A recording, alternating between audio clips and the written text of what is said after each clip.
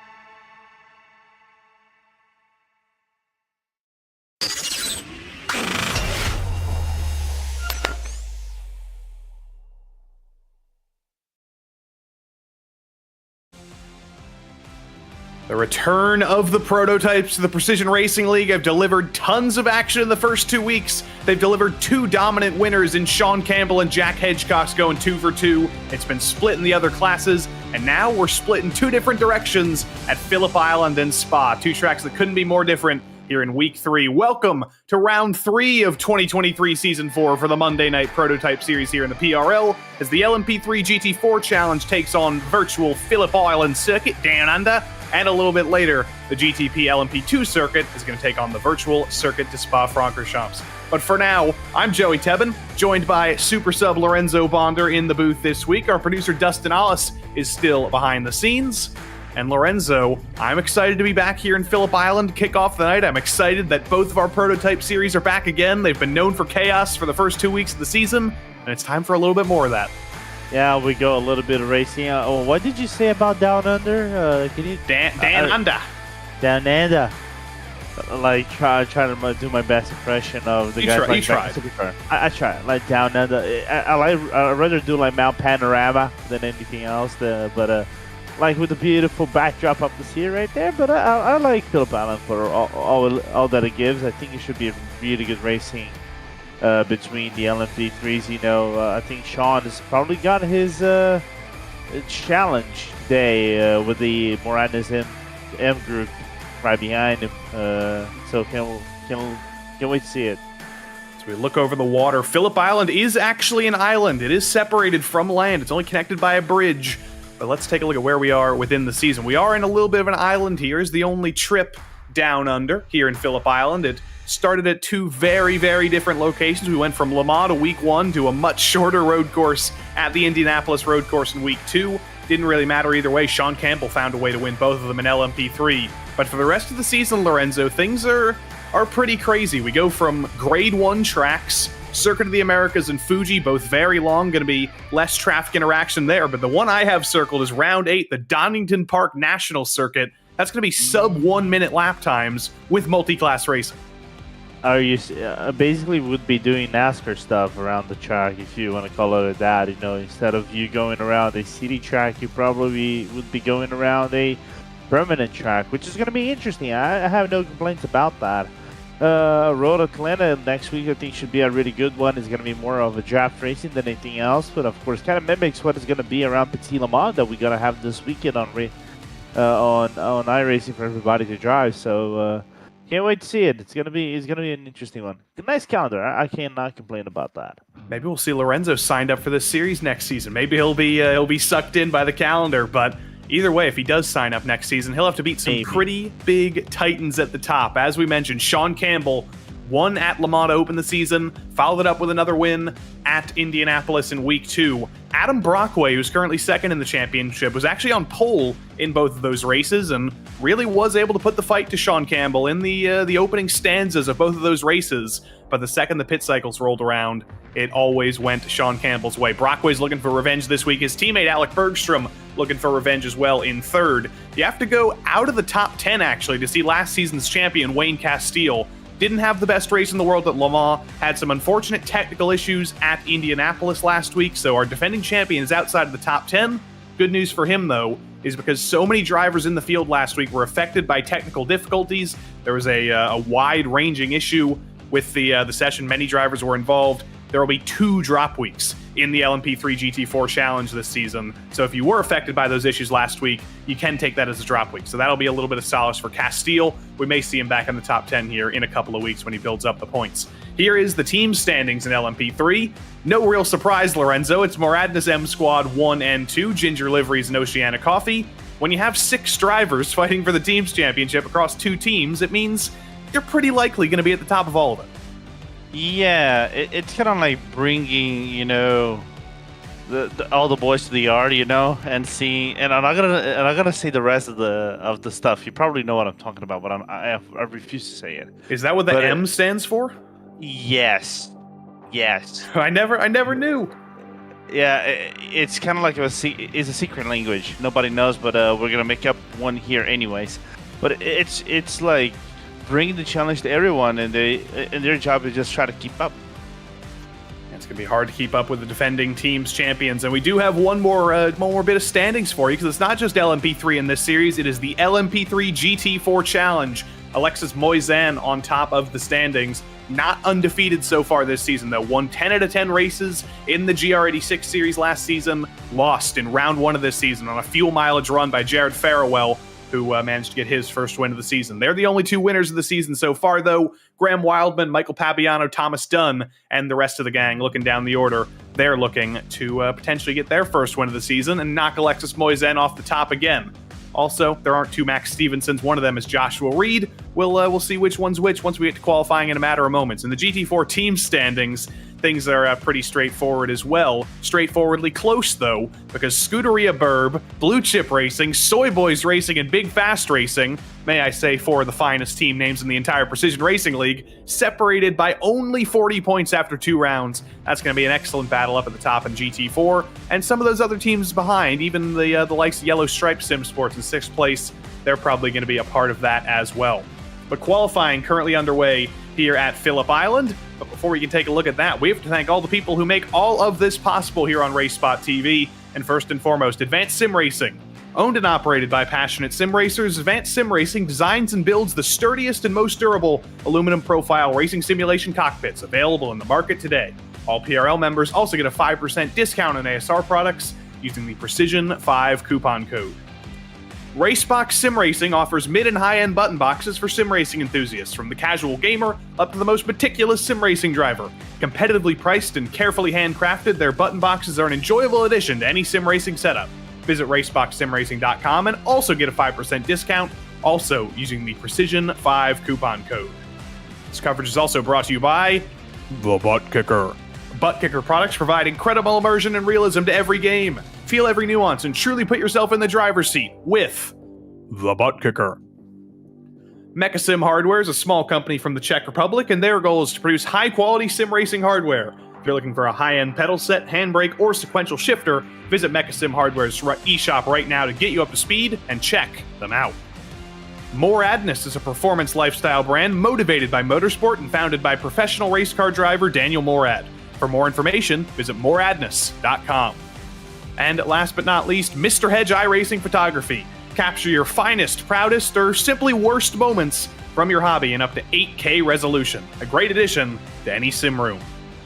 Thanks to everybody who makes all the action possible here on RaceSpotTV. We're very thankful, because without all those people we mentioned, Lorenzo, we would not be seeing some absolute craziness here. Multi-class racing at Phillip Island. Only 40 seconds left to go in qualifying. We've got some of our final GT4 runners here. Alexis Moisan going for one more lap. And in about 30 seconds time, we're going to be ready to go multi-class racing at a short track in Australia. Andrew Rasmussen on track now. But now, I beg your question. Do you think this is a superior racetrack in Australia? Is this the superior racetrack of Australia? I think it is. Oh, you're saying this is over Mount Panorama? Yes, this is better than Bathurst. I'm going to say that controversial opinion. Wow. Okay. It definitely is. It might just be a lack of skill, Lorenzo. It may entirely be my fault that I'm just bad at driving Bathurst, but I have more fun at this place.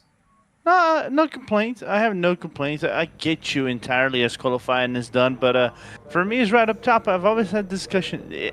For me, it's a little bit more on top than Mount Panorama itself, but it's kind of like my excuse is the same one as yours.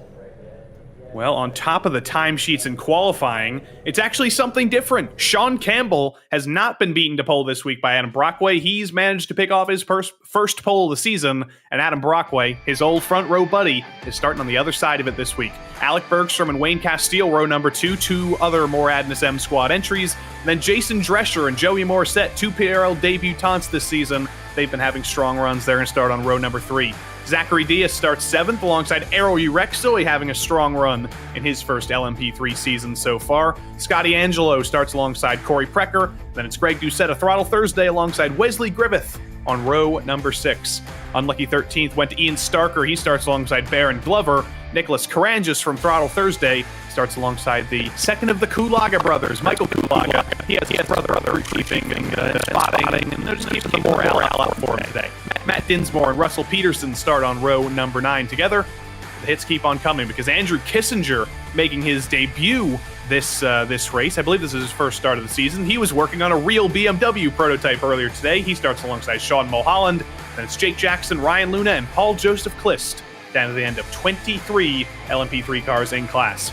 But GT4 is yet to come. Alexis Moisan, winner of the last race, championship leader. He starts on pole alongside the most popular driver in the RaceSpotTV YouTube chat. Graham Wildman starts alongside. Then it's Arcade Smith and Gerard Farewell on row number 2. Series organizer Andrew Sharp starts alongside Augustine Guarnieri on row number 3. Michael Papiano, Kalen Tobin, Nathan Jennings, and Scott Lefebvre bring us down to the end of the top 10. And then Andrew Rasmussen, David A. Wilson Jr. make up the top dozen in GT4. Pruitt, Jennings, Zerwick, Bedard, Stevenson, and Corey Groves bring us down to 18th. But the hits keep on coming. We're rolling right now. Edward Peltz and Jerry Turner round out 20 GT4 cars. I'm no mathematician, Lorenzo, but 23 LMP3s, 20 GT4s, 43 cars prepared to take on the Phillip Island circuit, and we're rolling off the grid now. We're going to put them all together in a matter of moments. Just let me, do the in the name of the Father, the Son, and the Holy Spirit. Just done over here, and let's pray everybody stay alive. But we know the tradition of this series sometimes can get a little bit chaotic, and I know from experience that turn 1 right there. If you go across the grass, if you're able to make the jump, I'll tell you that much. You're gonna be right in your own place in history. You might end up in the water. You see the cliffs on the outside here. You can see the sea right off the edge. I do always worry when we come to Phillip Island, Lorenzo, that somebody's going to have a big enough crash to end up in the water out there. No. What you're basically saying is kind of like you're giving Sean Campbell, who is actually proactively listening to this broadcast while maybe still typing to the YouTube chat. I might just try to do that after the race is done. Because since the Bathurst jump has may been, rest in peace. May it rest in peace. I think this might be the newest challenge they probably gonna have to try to tackle on in Australia. You're giving them ideas. I mean, I want to see it. I feel like I haven't seen anybody end up in the water before, but if there's anywhere to do it, it's iRacing. In all seriousness, though, Lorenzo, up front, it is a different scenario. Sean Campbell doesn't really have to fight back. He's on pole. He can lead, but does he want to do that? Does he want to be the leader of the pack here? Is he going to want to maybe slot in behind and let Adam Brockway lead a couple laps, maybe get his hopes up again, and then do the usual fuel saving? No, I think for a track like this, the fuel saving might not be the most effective like the other tracks, but it should provide a really good racing nevertheless. I'm really interested to see if Sean is going to try to build up a gap right on the get-go. Try to clear himself from Brockway and the entire Moradness M squad. So I think that's the key factor for me. So we'll take a look at about like 20 seconds or even less. Even less. We are ready to go racing here for the third round of the season in the LMP3-GT4 Challenge in the PRL. It's Sean Campbell in control of the field. He won here in the Lionheart Retro Series just last week, and he's trying to win it again. We're ready to go racing Dan Under. It's Phillip Island time in the LMP3-GT4 Challenge. Campbell is off into turn 1. Great start for him. Brockway slotting in line. Teammates Wayne Castile and Alec Bergstrom slotting in line as well. GT4s are off the line as well. Alexis Moisan and his Porsche leads that class to the start. Wildman and Arcade Smith side by side into turn 1. Everybody trying to take advantage in the opening corners. It's high speed. It's cold tires. Oh, There's a big crash already. That is Arcade Smith off in turn 2. Yeah, a little bit unfortunate right there, but you know, cold tires and these GT4 cars are a little bit tricky for you to navigate. And unfortunately, some contact happened in between. So the problem is coming up right here, just after turn number 3. You know, is how they negotiate the hairpin.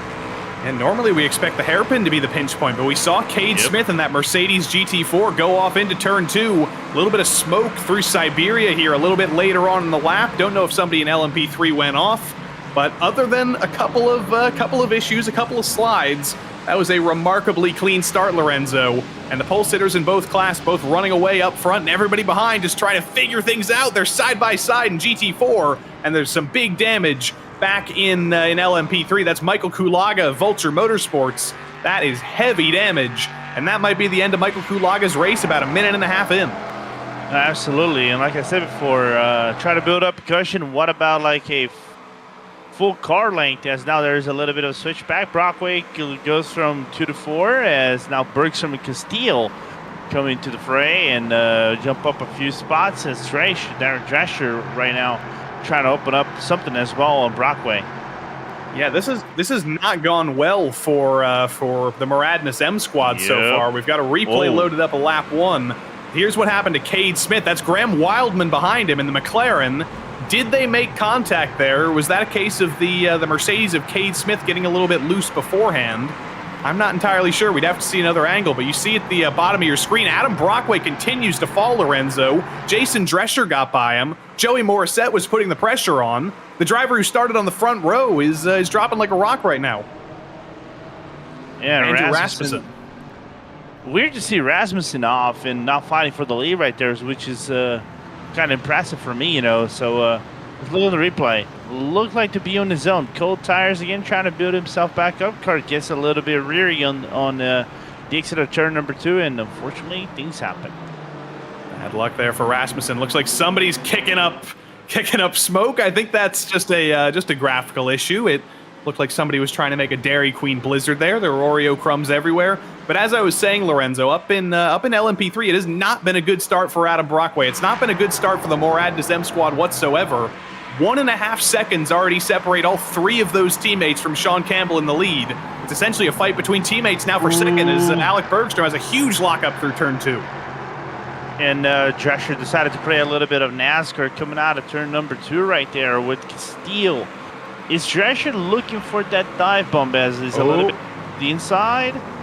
He's looking for it. A little bit of a scared lockup from Wayne Castile, maybe. Side by side, up over the curb. Jason Drescher up over the top of the hill. Look at the bottom of your screen. Drescher trying to make it work. That's Aero Urexoy at the top of your screen getting turned around a little bit earlier. But Jason Drescher in that bottom window around the outside of the defending champion, Wayne Castile. Drescher's up onto the podium. Yeah, nice move from Drescher right there, as Castile's going to have the inside. Does he have the room? Because he gets washed up a little bit. And apparently we got more stuff here to cover, Joey.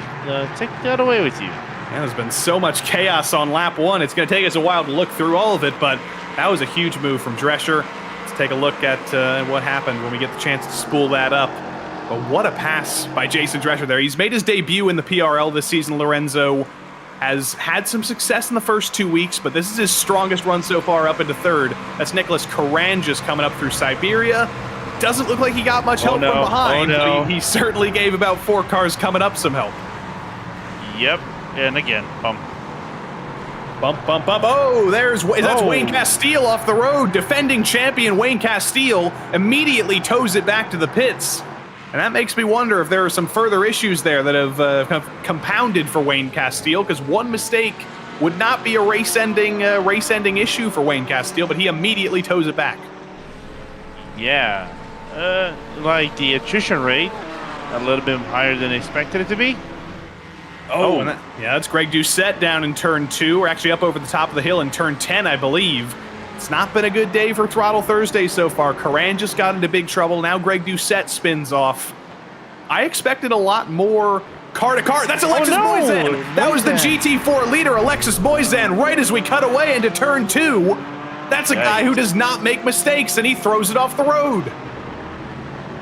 Yep. Let's see what comes into the braking. The car gets a little bit loose right at the entry. The Cayman doesn't want to respond to the inputs of Moisan, and because of that, the car just goes into the grass and loses about a 2 second shoot, 2 seconds and a half, relatively to Wildman. Now Wildman, North Place is just going to say thank you very much and carry on with his race. I'm kind of dumbfounded, Lorenzo, because we hype up Alexis Moisan so much. Won 10 out of 10 races last season. That is not a guy who makes mistakes, but for the first time, we see Alexis Moisan look human. We see him have a little bit of a bobble. We see him throw it off the road. That's how difficult Phillip Island is. Yep. It is just something different. It's not an easy track for you to drive on. That is 100%. It's very, very punishing. There is runoff, so to speak. There's grass all over the place. There's gravel all over the place. But it's not a traditional racetrack. It's a little bit like VIR, where if you do go off, you're not going to hit a wall, but you're going to be flailing around for a while, and you're still going to pay for your mistake. Just there's no in another tree. Way. There's no tree, exactly. It's an island. It should be a palm tree, if anything, or a coral reef or something like that. Ooh. I mean, if we do have a Sean Campbell off into the ocean, he might run into a coral reef here. But here is the race leader that Sean Mulholland's about to get through in GT4. Graham Wildman has never won a race in the PRL. He finds himself in an unfamiliar position here. Came very close in the season finale in the GR86's last season, Lorenzo. Lost by only a couple tenths of a second. But now he finds himself in the lead in GT4, and he has to find a way to hold Alexis Moisan back to get his first win. Ooh. They're leaning on each other up in the lead pack. We can't look at anything for more than a second because it's all kicking off. Bergstrom holds on to second, but Drescher's not letting him go. No, absolutely. I saw them kind of like switch back and play places back and forth. I think on the timing screen, I think that was on the straight line. Here comes now Drescher to the outside. He might get a little bit of grip if he kind of like brakes late. Does he give room? Yeah, he does, but Bergstrom putting up his down defense to try to hold up the second place for the time being, which is really good racing so far, even though Sean Campbell might say, thank you very much. I'm just going to feel more of my office chairs while this still goes on. Yeah, I do wonder what Sean Campbell's doing right now, because he sees that 3.5 second gap. He sees second place racing. He's a guy who... Give him ideas. Yeah, he likes to amuse himself. Discord. He could be on Discord. He could be in the YouTube chat. We never know. What we do know, though, Bergstrom and Drescher all over the GT4 traffic for the first time. It's taken us a couple minutes, but things have finally intersected. We ride on board with Jason Drescher. He seems to be racing in an earthquake, and he's going to be trying to chase down Alec Bergstrom. Hold up. How do you say it? Drescher? No. The butt kicker. Oh, yeah. the butt kicker. Yeah. I don't know if that's the butt kicker shaking his rig or it's just a shaky camera mount, but he's not looking shaky around the outside. Can't make that work, though. He's going to try and switch it back. Unfortunately for him, there's a big yellow Porsche in front of Bergstrom, and that was masterful from Jason Drescher. You can see a little bit of a smile from him. That worked out perfectly for him. Yeah, nice move, man. That's what perfectly set up on Bergstrom. Caught him, with the hand in the cookie jar. That's really good, I like what I see from Drescher. Also, you could say that's kind of like immersion, and it's kind of like those memes and kind of like the SpongeBob, immersion as well. Yes. I mean, I hope we get a chance to talk to Jason Drescher, because I do want to know, is his rig actually shaking like that, or is that just the mount? I'm sure we will get a chance to talk to him after the race, because he's had a phenomenal run so far. We've seen him in the top 5, in the top 10 for the first 2 rounds of this season, but he's really taken the fight here to guys who won races last season, past Castile, past Brockway, past Bergstrom. It's going to be difficult to catch Sean Campbell 4 seconds ahead, but Drescher has been an absolute star so far. I hear noises. Yeah, we're hearing that there's big trouble elsewhere on the track. We're going to take you to it when we can, but it's been chaotic so far. We had a little bit of a moment to breathe here in this battle, and the first time we start intersecting with the lap traffic, I think there was a little bit of trouble. But oh my goodness, this stuff is close. Here's what happened back in GT4. I think that's Sean Mulholland coming through, and he gets absolutely destroyed. Corey Precker, actually, the other YS Motorsports LMP3 with Andrew Rasmussen and Jennings in the red Mercedes. It's kind of like we need a medical helicopter for the way this is looking. My actual question for Drescher, though, if you ever come into our broadcast booth, is what kind of Milka chocolate does he prefer? Because you can never have too many. Like I have a friend of mine back in Brazil, because those things are kind of costly sometimes in Brazil, and he's addicted to Milka. And over here in Europe, they're kind of cheap, and I buy them the entire time. And I often send him pics, and he's like, Lorenzo, kill yourself or something like that, because he's always envious. But I always send him different pics and things like that. So it's like, what's your poison? Have you ever had Hershey's chocolate, Lorenzo? I've had it. It's something that I picked off during my years now. I prefer Milka than Hershey's nowadays. Even more trouble in LMP3. This has just been a very difficult part of the track, Lorenzo. Coming up over the top of the hill there, the second you think you have a little bit of breathing room on the straight, it doesn't seem to be breathing room at all. There's a spin for Arrow Rexoy. He's around. Everybody's trying to dodge him. But here's what happened originally with Baron Glover, and I think Andrew Sharp just having a little bit of an argument. Yep. Our argument is like an understatement. A cargument, potentially. Two cars having an argument, but it's going to keep going here. We're going to keep the camera on this because we'll come up to turn 11 down at the bottom of the hill. Oh, Moisen. And you'll see, yep, Alexis Moisen gets through, Arrow Rexoy spins around, and everybody says, wait, I didn't know there was a chicane here. Not only that, but Wildman lost all the lead he had on Moisen in the previous laps. Yeah, I don't know if this is Wildman slowing down necessarily, or if this is things kind of returning to the way they were. Because remember, Moisen had a pretty dominant lead before he threw it off the road. Now he has been able to catch back up to Wildman, but can Wildman hold him off? Can he make this McLaren as wide as humanly possible, and maybe at least keep the track position until the pit cycle rolls around in a couple minutes' time? Yeah, absolutely. It's just trying to do your best to survive the ordeal and try to survive the LMP3s and everything. So looking forward to see the job that Wildman is doing, try to break away or try to defend from Alexis. Let's take a look at what happened to Arrow Rexoy. Has not been the best day for Vulture Motorsports. Here he is up over the top of the hill, a little bit of GT4 traffic, and decides the best way of survival would be the other way around. Unfortunately, another piece of GT4 traffic comes through, and he clips the Mercedes and loops himself around. Yeah, I know that rejoin. I know somewhere in the UK, Connery Maddock is not very appreciative of this. I think I'm going to have to agree with you on that, but look at this. Bergstrom and Drescher side by side again. These two can't stay away from each other. Either Bergstrom is entranced with the smell of chocolate, or Jason Drescher is just desperate to get back in second. Either way, they found each other again, and it's purple versus purple again for second. I think that's a word. Yes. I think I said Visas. I was thinking about chocolate. I was thinking about Reese's, but we'll forget about that. Yeah, I'll try to not think about Reese's because I'm trying to pick up on the peanut butter nowadays. You're trying to pick up on the peanut butter? Yeah, it's like I'm not a peanut butter guy. It is interesting. For those of you watching from North America, which is the majority of people, it's a real shame in Europe and even in Brazil. I feel like you guys didn't have peanut butter until a couple of years ago, and then suddenly it blew up everywhere. No. We actually kind of have peanuts. We eat a lot of peanut, but not peanut butter per se. We picked up that up a few years ago with some other stuff. Reese's came into the fray about I would say 4 years, but here in Europe is actually a thing. Here in Portugal is a thing. We try and say pick up the peanuts about 5 times fast because we're still picking up peanuts in this battle here once again. Draft for Drescher. He's loved this move into the hairpin. Is he going to try and think about it again? He's going to be later on the brakes. Going to be too far back this time, though. just keeping pounding on the pressure and keeping putting the fear in the eyes of Alec Bergstrom. But we do have to start thinking about pit stops here soon, Lorenzo. There's going to be some pit stops back here for damage with some LMP3 traffic again into turn 11, too late in the brakes. And I think that was the third Throttle Thursday car. That was Matt Dinsmore who looped it around. So that's Carangis, Doucette, and Dinsmore, who have all run into trouble in LMP3. Every single one of them has made a mistake so far today, unfortunately. They're going to be wanting to regret this Monday night.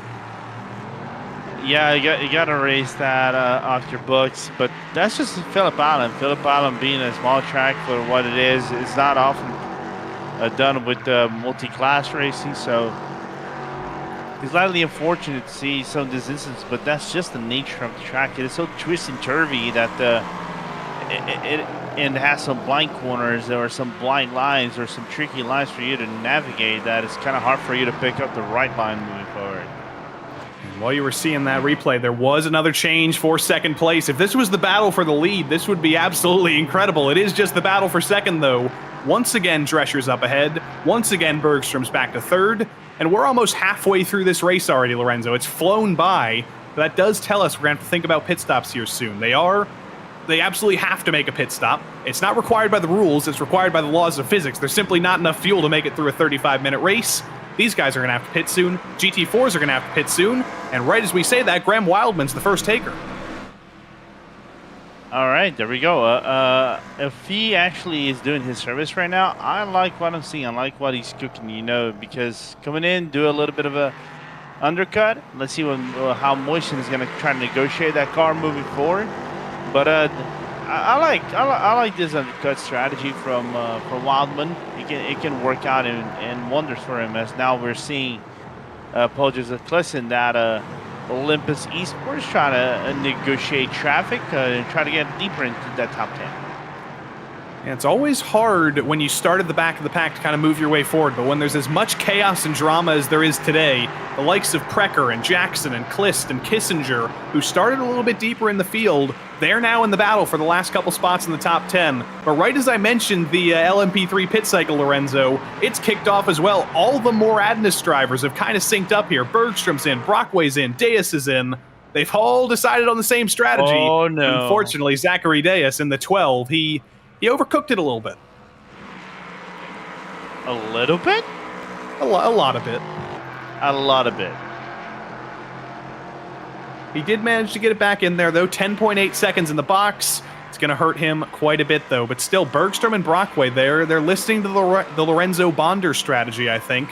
Potentially going for the undercut. But an undercut is hard in a multi-class series, Lorenzo, because as much as you may be able to get an advantage of finding clean track, if you do end up in traffic, it can hurt that much more.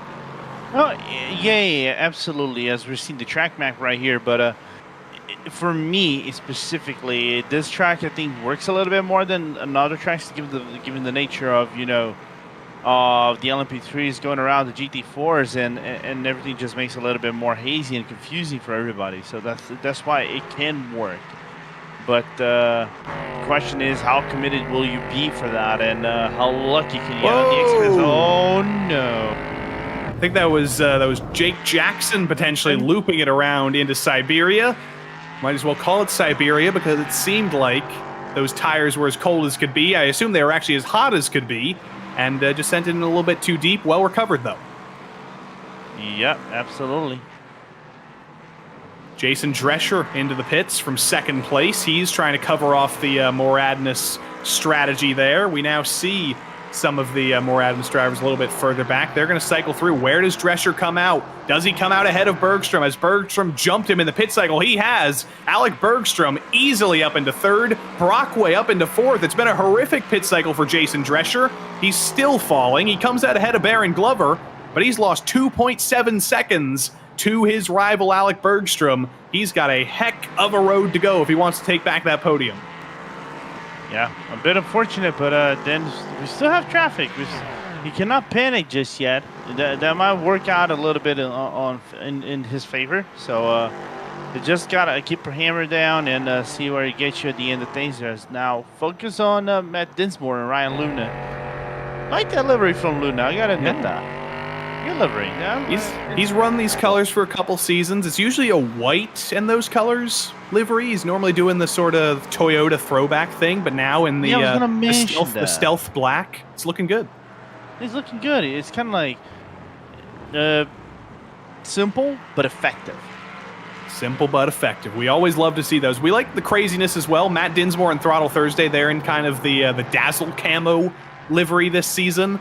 Makes it so the ships can't see them if they're trying to battle with them. It makes it very easy for us in the booth, though, because we're commentators, Lorenzo. We're not good at differentiating shapes and objects. We never learned that part in our brain. So we just want to see a color. We want to see a design and say, hey, we know that car. Well, coming from a guy that rides in comics and is in your livery, I kind of tend to agree more with you. Times New Roman. Get it right, Lorenzo. Anyway, Another it's a font. It's a font. It is a font. They're all the same. At the end of the day, they're all the same. Yeah. Things have cycled through in LMP3, though. Sean Campbell, no surprise, holds on to the lead. Bergstrom and Brockway, though, they're the big benefactors of that cycle, though. Bergstrom and Brockway started that pit cycle, one of them off the podium. It was Brockway off the podium, rather. Bergstrom was in third, and as things have cycled out, it's now the three guys in the top three in the championship. 1, 2, 3 in the race again.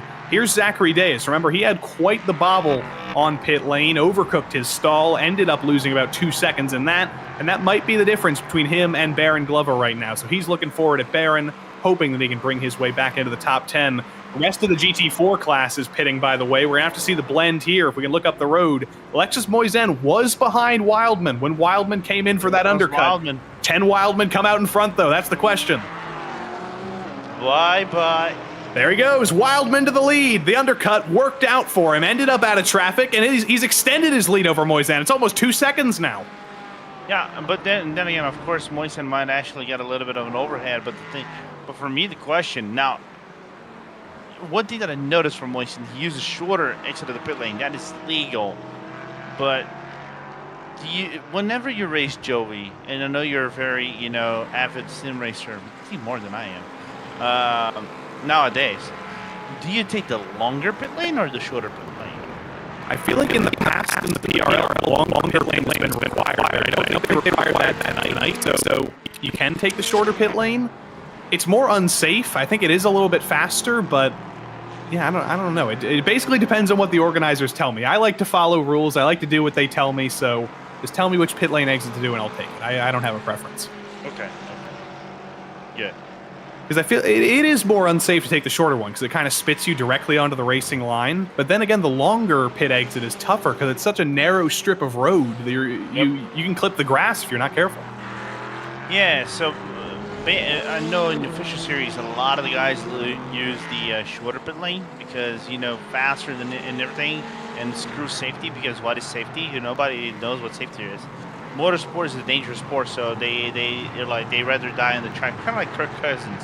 I'd rather die on the field than doing anything else. And now Brecker, being blocked out by one of the Aston Martins in the slow traffic 923 and killing Tobin. Oh, big spin. That's Baron Glover actually onto pit entry. That is not good news for Corey Brecker. He was shocked there, Sergio Perez style. Remember a couple years ago at Silverstone when he had a car spinning in front of him? Eventually, Baron Glover gets it pointed straight after breaking a couple of his vertebrae on pit entry there. But that was like a dream sequence there. There was so much going on. That was utter chaos. Yep. As now we're going to see more cars coming in. In Russell Peterson with the... I'm trying to remember. Is it the Brian Herta Autosport livery that normally our own producer Tanner Maxon used to run? So, but that is a little bit weird to see on a Ligier car. But anyway, look at this. Things are getting close. It may have been a 2-second gap when Moisin and Wildman came out of the pits. It is now a half-second gap. It is essentially nothing. Wildman was able to hold off the challenge from Moisin in the first stint. Once Moisin caught up, he wasn't actually able to make the move. But now, it's not just for track position before the pit cycle. This is for the race win. They've both got full fuel to make it to the end. And all Graham Wildman can do now to try and win is hold off one of the most dominant drivers in PRL history. It's easy when you say it like that. Yeah, but it's kind of like you're setting him up for failure. Because Wildman did come very, very close in this exact situation, Lorenzo. GR86 at Road America last season. It was Wildman in the lead. It was Moisen doing the chasing. Came down to a historic finish. Wildman's been looking for revenge ever since. And now he is just feeling the pressure. Moisen hunting in the draft. There's no gap here. Moisen is pushing. Moisen is there. And Wildman's got to figure out a way to make this McLaren as wide as possible, Lorenzo. Yeah, but you can see the little bit of an opening to the inside, nearly Moisin putting that car in near contact. As there goes the LMP3. Just wondering which LMP3 that is. That is, I think, P5 in Zachary Diaz that is just going by. I think Wildman's definitely going to be liking the LMP3 traffic right now because he wants some picks here. He wants some buffers. He wants some people to put Alexis Moisen offline because holding him off on his own is going to be hard enough with 10 minutes. If he can get a little bit of help with some of the LMP3 traffic behind, that could let Wildman breathe just a little bit easier because right now he's struggling. He's feeling the pressure. Yeah, gone too wide out of the corner right there, out of turn number 6. So that could have opened up things for Moisin to come through and through, but no so far, as now they coming up the hill is like in line, then it becomes a little bit of off angle, off camber, so you're going around the hairpin. Just got to mind that LMP3 that is right behind him. You know, I think can get a little bit dangerous. That might be Joey Morissette that is right behind him going through. Joey Morissette opening up the door. He's going to clear Graham Wildman before turn in, and I think that's Michael Kulaga potentially coming up behind around the outside of Alexis Moisen. That is some dicey stuff. A brave move there from the LMP3. But once again, Moisen in the draft, just trying to replicate what he did in the last lap. He almost got the door open on Wildman in turn 2 on the last lap. He's just trying to replicate that and keep pounding the pressure on because he wants that second win of the season. He wants to rob Graham Wildman of his first win in the PRL.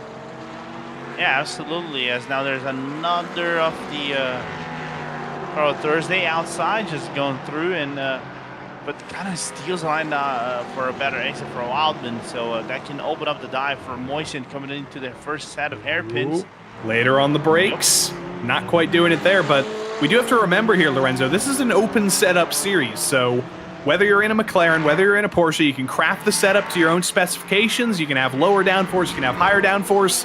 Either way, it is two very different manufacturers here that seem to be almost equal on pace. Moisen's trying to squeeze a little bit more pace out of this Porsche. I don't know which one of these two cars is the ideal car to have right now. Moisen, his Porsche isn't necessarily the most popular car in this series. He's one of the few Porsches in the field. I feel like the McLaren has a little bit of an advantage, but I don't know how much any of that matters right now. So for what I've done, like I think I mentioned this when I was covering the 24-hour series, the McLaren, if you know how to handle the tires, picks up a lot of grip and a lot of pace with low fuel, so it becomes much better as the run goes on. But the Porsche seems to be well-rounded overall in this season because, you know, it does give you a little bit of a power ratio coming out of the corners, a little bit of grip. Of course, there's still that pogo conversation with the suspensions and everything, especially going around bumpy tracks, for example, like the Nordschleife.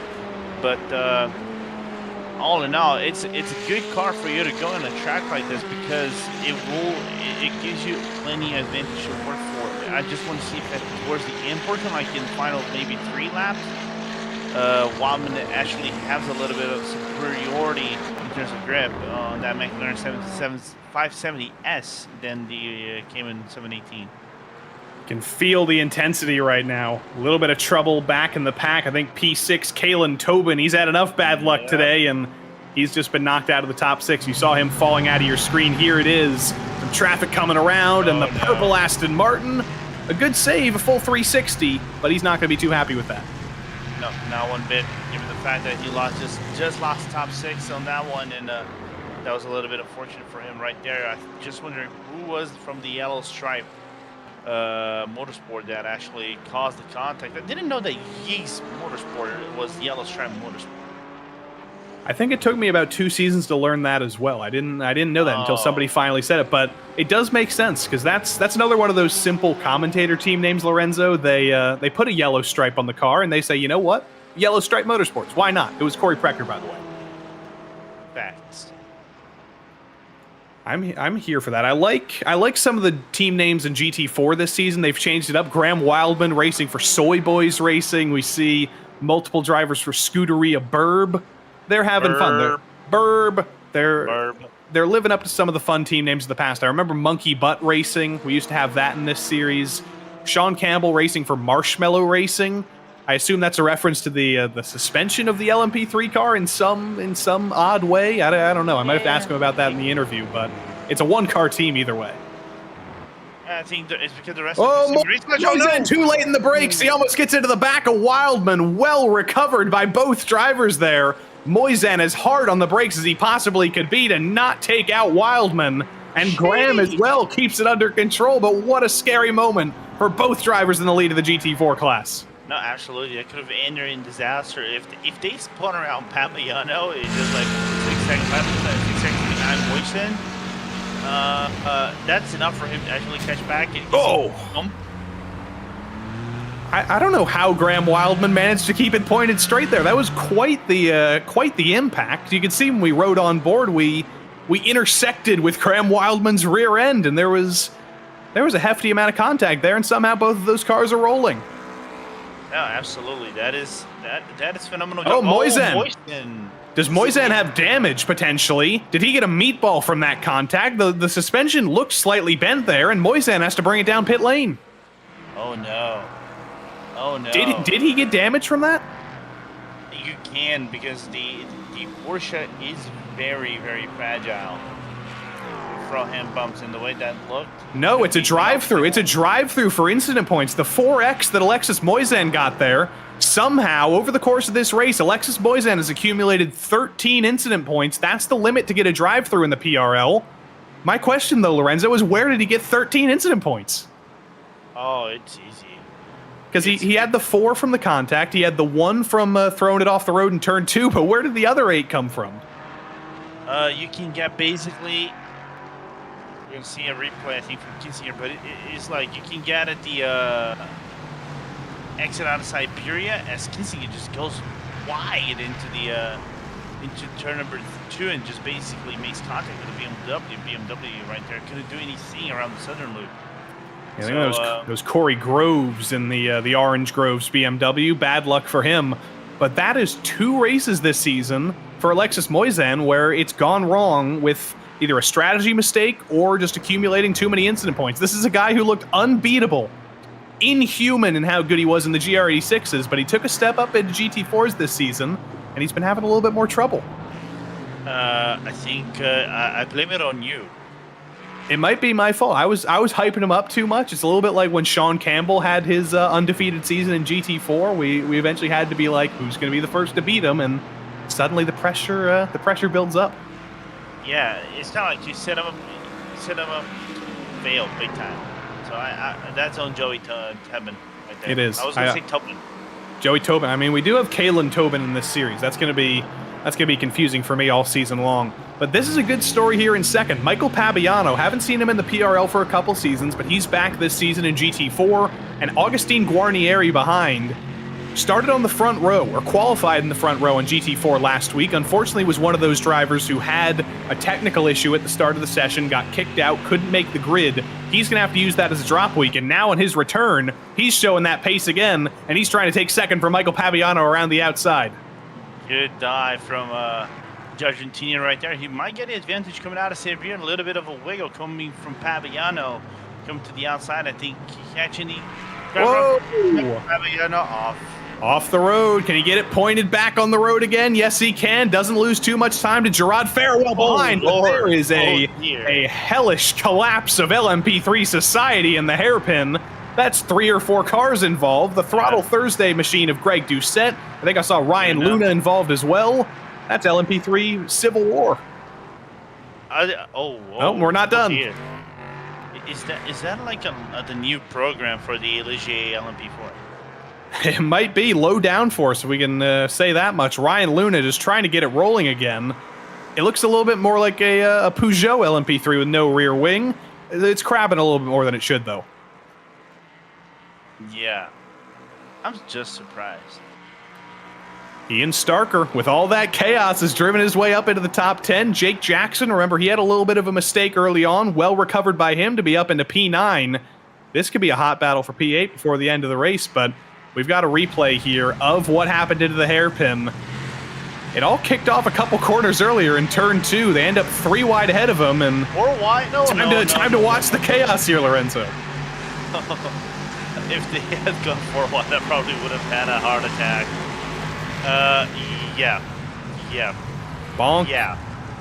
I think somebody got disqualified for the initial contact there. Somebody hit the 17x incident limit that gets you disqualified. Matt Dinsmore may be out of the race for hitting that 17x incident limit. But against all odds, Lorenzo, we are almost out of time here. It's the final lap for Sean Campbell, waiting for him to come around wherever he is on the track right now. I believe he's pretty far away from the line, but what a day it's been for Sean Campbell so far, Lorenzo. Totally dominant. Starker and Jackson side by side across the line. They're going to take the white flag, but Sean Campbell is going to come home with his 3rd win of the season. 3 wins in 3 races. Another race of domination for Sean Campbell. He's going to go home with a win, and now he comes across the line for real. A little bit of quantum leap there. Sean Campbell, utterly dominant this season. 1.8 seconds over Alec Bergstrom in the end. But for the first time in the PRL, Graham Wildman is finally a winner in the PRL. The chat goes insane. He takes somebody with him across the line. I really hope he doesn't hit 13x with that incident. But he was trying to celebrate so hard that he celebrated into the grass across the line. Oh my god. That's going to be absolutely heartbreaking if he hit 13 incident points with that collision. Yeah. Yes, because he still can. The race is still on, so that's a possibility. And that happened to me once. I mean, all we could do is wait for every car to cross the line, and then we'll see if an incident came from that. But Graham Wildman, what a story. Came so close to winning his first race so many times. Won in the... He was forced into the last chance qualifier in the PRL All-Star Invitational we did a couple of weeks ago. Survived the ultimate chaos in figure 8 racing, so it's only a matter of reason that he won in the chaos of the LMP3-GT4 Challenge. Still the last couple GT4 cars coming across the line. Jean-Sébastien Bédard, David Wilson, the last 2 on the lead lap. And if we don't see Wildman get penalized here, I think he's good to go. I think we can breathe a sigh of relief, Lorenzo. I think he's got it. Yeah, that's really good, man. I was gonna be, ultimately disappointed and sad for Wildman, just for an honest celebration, even though he killed the LMP3 in the process. For LMP3. That was 35 minutes of utter chaos at Phillip Island. And now we get a chance to look at all of it. We get to see the numbers. Sean Campbell, no surprise to see him totally dominant today at Phillip Island. It's a track he loves, and he comes home 1.8 seconds over Alec Bergstrom. Jason Drescher, fantastic race from him. His first podium of the season, if I'm not mistaken. 3rd place, and Adam Brockway from the front row had a little bit of a fall off. He finishes 4th right ahead of his teammate Zachary Deas. Morissette, Precker, Jackson, Starker, and Klist round out the top 10. I believe that's Paul Joseph Klist's first top 10 of the season. Peterson, Kissinger, Mulholland, and Doucette all had assorted amounts of trouble. They went 1 lap down each. Matt Dinsmore may have come afoul of the incident limit, and Ryan Luna finished the race without a rear wing. That's never ideal. Then we start to get into the used car lot, cars with heavy damage. Wesley Griffith, Baron Glover, Nicholas Karangis, and Michael Kulaga all ran into some big trouble, as did our defending GT3 fixed champion Aero Urexoy, Scotty Angelo, and our defending LMP3 champion Wayne Castile may have had some technical issues early that forced him to tow. But in GT4, it's the big story of the night. Graham Wildman, for the first time in the PRL, on the 13th time of asking, he is a winner ahead of Augustine Guarnieri. Fantastic story there as well to recover. Maybe the result he should have got last week, if not for some technical issues. Michael Pabiano, little bobble at the end. He still comes home with a podium. Then Gerard Farewell and Andrew Sharp. It's Scuderia Burb, 4th and 5th. Alexis Moisan would have won this race, could have won this race, but a penalty, too many incident points, and contact with Graham Wildman drop him all the way to 6th, right ahead of Kalen Tobin and Andrew Rasmussen. Nathan Jennings wins the Inter-Jennings battle this week, and Jerry Turner, another driver from the back of the field of the top 10, just by virtue of surviving. Travis Pruitt, Jean-Sébastien Bédard, and David Wilson Jr. bring us to the end of the lead lappers. Then Will Jennings, Max Stevenson, and Scott Lefebvre were one lap down each. Corey Groves in the Orange Groves car had a little bit of trouble. And then we also get into the used car lot in GT4. Edward Peltz, Matthew Zerwick, Cade Smith had some very early trouble, and the hits keep on coming. 3 more cars, I believe. Nope, that was LMP3, and that's all we have in GT4. I got to take a second to catch my breath, Lorenzo, but I can't afford to catch my breath, and neither could Sean Campbell, because for the 3rd time this season, Sean Campbell's come home with a win. I've talked to you enough about your wins, though, so far this season. I need to know why Marshmallow Racing. Well, that was the very first team I ever joined on iRacing back in 2020 when I got back into it. And I gotta give a shout out to Moritz, because, I mean, without him I probably wouldn't be doing iRacing anymore. But he, I needed a paint for this, and so I asked him if I would be allowed to run for him, and he said sure. How about that? Are you starting to be the biggest fan of Phillip Island in the world? Won here in the Lionheart Retro Series last week or the week before, winning here now in LMP3. Where does this rank in your all-time track list? Phillip Island is definitely up there. The tracks that are flowy, but also like you can overtake on, are definitely up there as the best tracks. Like unpopular take, Belle Isle is really flowy and also technical because it's a street circuit.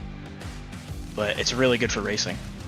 And this track too. I'm here for LMP3-GT4 Challenge at Belle Isle. Before we let you go, Lorenzo is begging to ask you a question, so I'm going to let Lorenzo out of his cage to interact with his buddy Sean.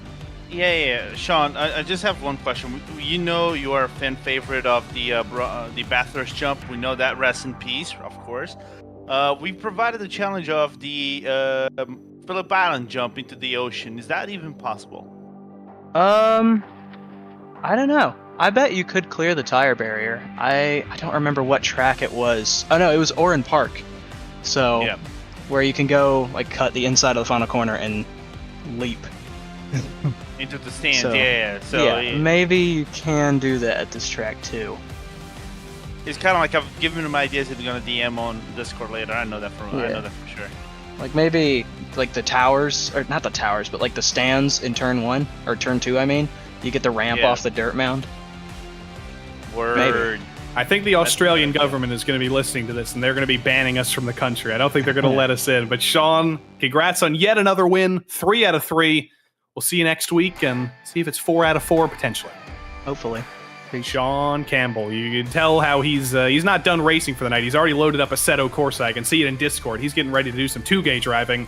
While he's doing that, we have somebody who's going to be absolutely celebrated the second he disconnects from Discord. Graham Wildman, your 13th race in the PRL. You finally got that first win.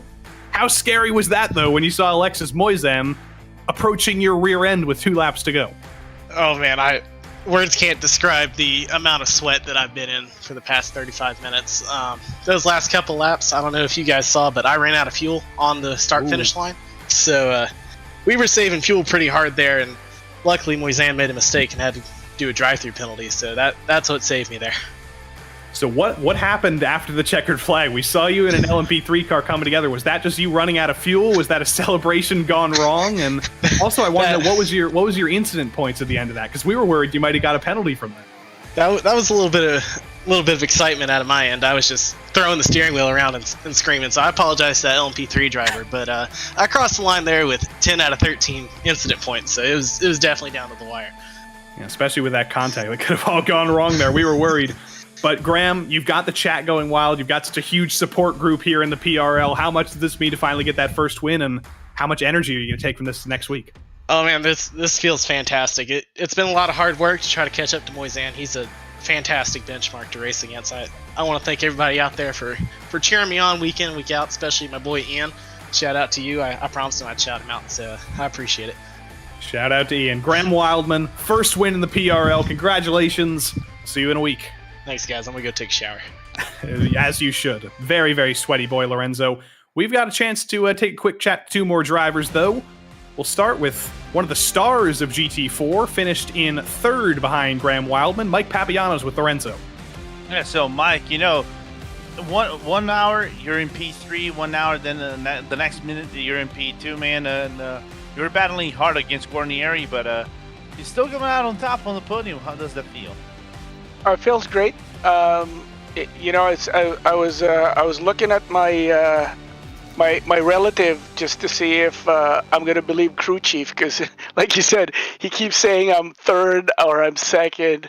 But yeah, I mean the battle with Augustine there was pretty good. He's a pretty fast driver. I was just too bad on that bobble that I had. I thought the P3 was gonna squeeze in between us, so I gave a little bit of room, but. I guess I could have taken more of the inside to skip that bobble, but still happy with the finish. Hey, it's all right, man. All is good and everything's fair. We still coming out with the podium. Now, what is the preparation going from Phillip Island to Road Atlanta? Track with similar parallels, but the speed over there is going to matter quite a lot, and the setup in the GT4 should be really important to handle that track. It is actually the difference is probably not that much. I mean, Phillip Island's a pretty fast track. Same thing with Road Atlanta, a lot more faster. So I guess the adjustment on the brakes is going to be key. Just making sure that you don't over brake on a lot of the corners there and get the momentum. It's a rhythm track, so I mean you got to practice a lot there just to get the rhythm. So when the race day comes, you just have the flow. So yeah, let's see how that's gonna go, because it's tracks that are very similar. But anyway, Mike, congratulations on your podium, man, and go relax. Just you have like a Petit Le Mans and then next week at Road Atlanta to deal with in the GT4s. Thanks, Lorenzo. Mike Paviano coming home third in GT4, and before we get into GTP LMP2 qualifying, we do have to talk to one more driver. One of the stars of the LMP3 class, third place Jason, first podium, made the commentators very hungry with the Milka livery as well, but how good did that feel to be battling with Brockway and Bergstrom and Castile all race long? Oh, I tell you, that was great. I had a great battle with Andrew up until the pit stops. Kind of got held up a little bit with the GT traffic coming into the pits, but after I came out in fourth, I was like, oh, this is my fourth, but Adam got taken out by a GT car, so I ended up podium. Well, Lorenzo had a question for you very early on in the race. I've just now remembered it, so I've got to ask you. You run the Milka colors, you run the beautiful purple. What's your favorite product of the brand? Give it a non-endorsement.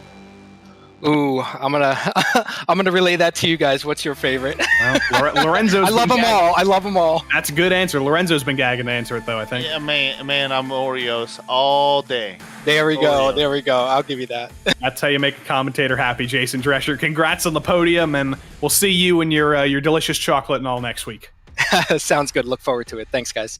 Jason Drescher, podium in Phillip Island, third on the track, but maybe first in our hearts, Lorenzo. Yeah, first in our hearts, first in our bellies as well.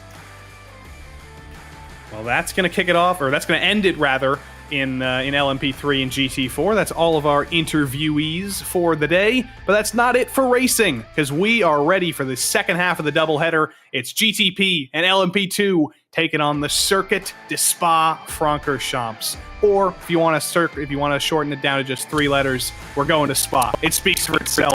It's the longest track, the longest track to the calendar. It's going to be less in terms of traffic interaction with how long the lap is, but there's still going to be plenty of chaos. And 2 of the top prototype classes are going to take on these hallowed roads of Spa. It comes at a similar point in the season, Lorenzo. Road Atlanta coming up next as well in this series. Watkins Glen, a lot of tracks that are definitely more suited to the top level prototypes, not the smaller tracks that we see in the LMP3 GT4 Challenge. We're going to some of the finest racing places, racing circuits in the world. No, absolutely, and given the fact that the week just turned on and we are now into week 4 officially, now everybody's basically head down into Petit Le Mans training, as that's why Road Atlanta is the next track on the boot. But I like the calendar because it does provide you a lot of challenges, and in the mix between these cars that are perfect for if not all races. I would say maybe Red Bull Ring might be the odd guy out, but it is what it is. It's always going to provide some really good racing, close racing, more like in terms of tracks and everything. It's been close racing in this series so far this season. 2 different winners in 2 different races, and the guy who started on pole in both races in GTP didn't win either of them. But LMP2 comes up first because this has been a little bit more straightforward, Lorenzo. Jack Hedgecock's 1 race 1 from pole, 1 race 2 from pole. He's been seemingly untouchable in his return to the PRL, but now every single driver in the field sees the target on his back and says, we got to find a way to beat Jack Hedgecox and hope and make sure that he's not going to have a undefeated season like some drivers have done in the past. No, absolutely. It's going to be quite of an interesting one. Both in SRT drivers in Shinsky and Lemon, I think have what it takes to bring that fight to Hedgecox, and I think this is a track that it can work out for them, because if they know how to work the draft a little bit and know how to negotiate their overtakes and all, I think they can get in a really good position to come to the race stand, or even get a little bit of a jump on the pit lane whenever they do their service, because over here pit is very strong. That's the driver standings in LMP2. The team standings very close as well. Go In Racing Amethyst with Josh and Nick, the two brothers, up at the top of the table in that over SRT Esports. And Go In Racing Ruby as well, a little bit further back. So Go In Racing kind of extending their net quite a bit, just as Moradness does in LMP3. Go In Racing has as many drivers as they can to try and build up as many points as they can. Go In Racing, What a Back Racing back row as well. They've been building up some consistent points. They're hoping for a little bit more consistency. It's going to be a pretty interesting battle in LMP2 over the next 8 weeks. In GTP, though, Michael Diaz, your race winner from last week, is in the lead of the championship, but he won that race under some very interesting circumstances. He didn't cause any trouble himself. He made it through the trouble because it was lap 1. Not even lap 1. It was before the start. A collision between Pat Pelshaw and Daniel Harris. At the end of that, Pat Pelshaw was deemed at fault by the stewards. He was given a 15-point penalty for the contact on the initial start. And that means that instead of being third in the championship, Pat Pelshaw is currently fourth, tied with his PRL or PRE teammate Mac Miller. Dave Menino gets to hold on to second in the championship for the moment. Colin Hopkins is right behind him. And then Dring, Hendricks, Jeff Evans, Zach Hebert, and Ryan O'Connor round out the top 10 in the GTP driver standings. In the team standings, similarly close, Lorenzo. Precision Racing Esports, 3 points ahead of SRT Esports Black. That's absolutely nothing. That could come down in a single moment. What a Back and Atomic Racing behind them. The two fiercely forward teams, obviously they're hoping to move their way fiercely forward after their driver, Daniel Harris, who put it on pole in the first 2 races, came home with 0 points and a DNF in both of those races so far. He's going to try and recover, as our SRT, White, Vice Motorsports, and Echelon Simsport down to the end of the top 10. But qualifying currently underway here at Spa. It is a very long outlap, Lorenzo. You only have so much time to get every lap in the books. You only get 4 laps, and with only 10 minutes on the clock, it's entirely possible you don't get every lap that you're allowed. I'm trying to think off the top of my head. I think you don't. I know lap around the LMP2s is around 2 minutes, 2 minutes and 10, 20 minutes and 20, depending on the long run of the pit lane and where you are. But for the GTPs, it might be a little bit of a different story. You can definitely do like 4 laps if you know how to do a slow out lap and basically be consistent with your fast laps. But the problem is like trying to do the perfect lap, coming into the pit lane and still trying to minimize the gap, given the fact that you're going to put that thing into quali mode, and because you're putting that into quali mode, you're only going to get about 1.5 lap of, with the hybrid system on. So it's not going to be that perfect lap on the second lap, depending on circumstances. So you need to be very agile with your buttons and the clickety things to get to the pit lane and still do a second try. I feel like so many drivers have so much experience at Spa that it can be the great equalizer in a way. Everybody's got so much time around this place that basically everybody knows how to extract some amount of lap time at Spa. But normally, what we see racing at the highest level at Spa, it's GT3 competition, it's GTE competition. We don't always see LMP2 and GTP or Hypercar, especially on iRacing with the recent addition of these prototypes. So it's a little bit of an unfamiliar skill set for some of these guys. Yeah, sorry. It's just one thing about Spa that for me it's like a C divider, because it's, some would say, is it oversaturated? Some people might say yes, because it is always featuring on official calendar here and there. As now Carter try to do an improvement on his lap, cannot do anything with it, but because it is overly, some people would say overly saturated and things like that, it's the exact reason why they can actually, have a really good performance around the track. They know the layouts, they know the ins and outs of the track itself. They done many laps around it and see how they're gonna do. As let's see, the Brazilian of L7. No, that's not how you want to approach the bus stop. A little bit too much speed. Rafael Russo back into the pits. Aiden Young in one of the fiercely forward GTPs. Not going to get the chance to finish this lap. Doesn't have the time to make it to the line. But this does give us a chance to talk about his teammate Lorenzo. For the third week in a row, Daniel Harris currently on provisional pole. Will he be able to stay up there, though? At Indianapolis in week 1, got taken out by a spinning LMP2 car. At Fuji last week, got taken out before the green flag even flew. And now Spa, he starts on pole for the third time. Is this the week where his luck finally ends? Maybe. I know the Fiercely Forward boys have a really good setup within that car. I'm just trying to see if that is the Cadillac. Yeah, that is the Caddy.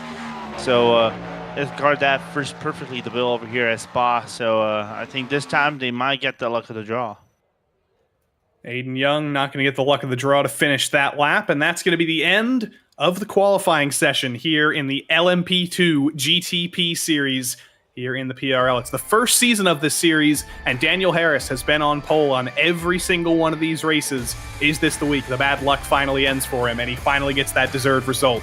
He's got a familiar driver behind him, though. Pat Pelshaw came into contact with Daniel Harris kind of indirectly at Indianapolis. He was the driver who hit the LMP2 car, if my memory serves me correctly. Last week it was directly before the start. Michael Diaz was the benefactor last week. He took advantage of the damage of his competitors up front to win. Colin Hopkins, he's looking for some trouble up ahead as well. Felipe Ciramello starts P5 alongside the Precision Racing Academy driver Ryan O'Connor. Then 7th place went to Dave Menino, second in the championship. He starts alongside Aiden Young. Zach Hebert, not a bear, as we were told. He starts alongside many-time winner in the PRL GT3 Sprint Series, Boris Ovando. Andres Espinoza and Mac Miller make up row number 6. Unlucky 13th behind Mr. Miller went to Eric Neath. He starts alongside one of the road stewards in the PRL, J.R. Williams. Rafael Russo, a winner many seasons ago in the PRL, starts alongside Anthony Dring. Richard Regan Jr., in sort of unfamiliar territory racing the GTPs this season, but he's had some success in the official series, in the official races, and in some of the special events in this car. He starts alongside Robert Ridgway, the second Atomic Racing driver, or the lead Atomic Racing driver in the on the grid. Jeff Evans in the ever-present highlighter pink car starts alongside his teammate Nicholas Schwartz. And then Bradley Holly starts alongside the second Atomic Racing driver Sammy Hendricks. Nick Silver and Devin Brock round out the GTP field on row number 12. 24 GTPs prepare to do battle. It's not Jack Hedgecox on pole for the first time. It's Nicholas Shepard who beats him to pole here at Spa. Nick Gowen starts alongside him. Then it's Jeremy Carter who starts alongside the winner of the first 2 races of the season, Jack Hedgecox. Caleb Lehman and Joshua Chinsky, the SRT Esports teammates, start alongside each other on row number 3. And then 7th and 8th went to Chip Michaels and Josh Gowen. Eric Harmon, another Whataback driver, starts alongside Damian Benke. Darian Roy of the Precision Racing Academy starts alongside our old buddy, Blake Ziti. 13th, Chris Rabel. 14th, Kyle Strykars. Ryan Chandler, separated from his brother this season, starts alongside Chase Kaufman. Then it's Doug Evans in 17th alongside Giovanni Perez D'Amico, still learning in this LMP2 car. Brian Hoskins and Alexander Good round out a 20-car LMP2 field as well. How even, how beautiful. 24 GTP cars, 20 LMP2 cars, and in a matter of moments, prepared to do battle for the 3rd time this season. Daniel Harris, it's a short pace lap, so we better hope he's got those tires heated up. He's had enough bad luck so far this season. Can he finally convert a pole? He gets us going into La Source. He gets distance ahead of himself, ahead of Michael Diaz, ahead of Pat Pelshaw, and Daniel Harris survives turn 1. A little bit of an argument on exit into the runoff as the LMP2s file their way through the bus stop for the first time before the green flag. It's green and LMP2 as well. Solid start for Nicholas Shepard. We look through the field, Lorenzo. Seems like just about everybody has made it through cleanly. Yeah, I think the only driver I saw, a guy spinning out on the outside portion of the source, that might be Obando, but I really want to look at that on the replay. But now the snaking of the cars coming around Lacombe chicane is going to be what makes this a little bit more interesting. Who's going to try to be aggressive out of the gate, trying to move forward? No spins yet. A little bit of dust kicked up, I believe, from Felipe Ciramello on the exit of Les Combes. You see some snaking on the right side of your screen in LMP2. Drivers trying to break the draft. Drivers trying to get into the draft. Nicholas Shepard, though, in total control in class. He goes into Lake Com for the first time in the lead. A little bit of dust kicked up, a little bit of smoke kicked up on the exit of No Name there. I think somebody may have gotten into the wall. Eric Neath, potentially, but things are still looking good here. Things are looking mostly neat and tidy as everybody tries to get those tires warmed up and make it halfway through this lap at Spa. Yeah, because it is a very long lap. Of course, the longest track of the season well, not the longest, but the longest permanent track of the season. Of course, the longest being the Le Mans or the Circuit de la Sarthe, if you really want to call it that, like 13 kilometers instead of 7 kilometers track. But all in all, you know, really clean start for everybody, but Harris not even looking back on this one and looking down with that Cadillac. It's just a thing of, you know, trying to get around with the fact that this car is a little bit more boardy than anything else, a little bit more understeery in the first maybe 2 laps of this car, but after it gives you the grip that you need to make a really good racing so far. I think it was Boris Ovando who we saw in the background get into a little bit of trouble on lap 1. We'll catch a replay of that when we can, but other than Boris, remarkably clean so far as we break into the bus stop for the first time. Slotting in line. I think that's one of the Goins further back, actually, in the 63. That's actually Chip Michaels right ahead of Josh Goin. Rounding the final corner for the first time. A little bit of trouble for the 11 in the background. But here we go, Lorenzo, into turn 1. Boris Ovando on the outside. What happens to him at La Source? Oh, my goodness. He didn't even get to La Source before he spun it around. Yeah, just deep into the braking. I think that's the only reason we can say it. Fortunate. If there's any luck there whatsoever, I think he's lucky that it happened that early because he was able to catch up, was able to catch the rest of the pack once they got into Lake Com, and he's at the back of the pack now, but he's not separated. He just passed Nick Silver for 24th, I believe. So Boris Ovando, just like last week at Fuji, going to be looking for a recovery drive. 3 wide into Lake Com. The 11 of Benke, I believe, falling back. He did lose a couple of positions from that. Slots back in line, but most importantly, Lorenzo didn't lose any body panels off of that car. They somehow managed to make 3 wide work cleanly. In a corner that normally doesn't provide you 3 wide racing, which for me is slightly surprising. Into Pouon just trying to get back in the rhythm, because I imagine if you do go 3 wide, Lorenzo, through a corner like you mentioned, not really ideal for 3 wide racing. You're probably a little bit shaken, you're probably a little bit disturbed, and you're just trying to get going again. Yeah, Lake Com is already hard to go 2 abreast because like it is like a pit path or like a twisty section. If you still stay side by side, the car on the outside can have a little bit of front overlap coming into the second leg of the chain. But there's a little bit of tricky for you to negotiate as.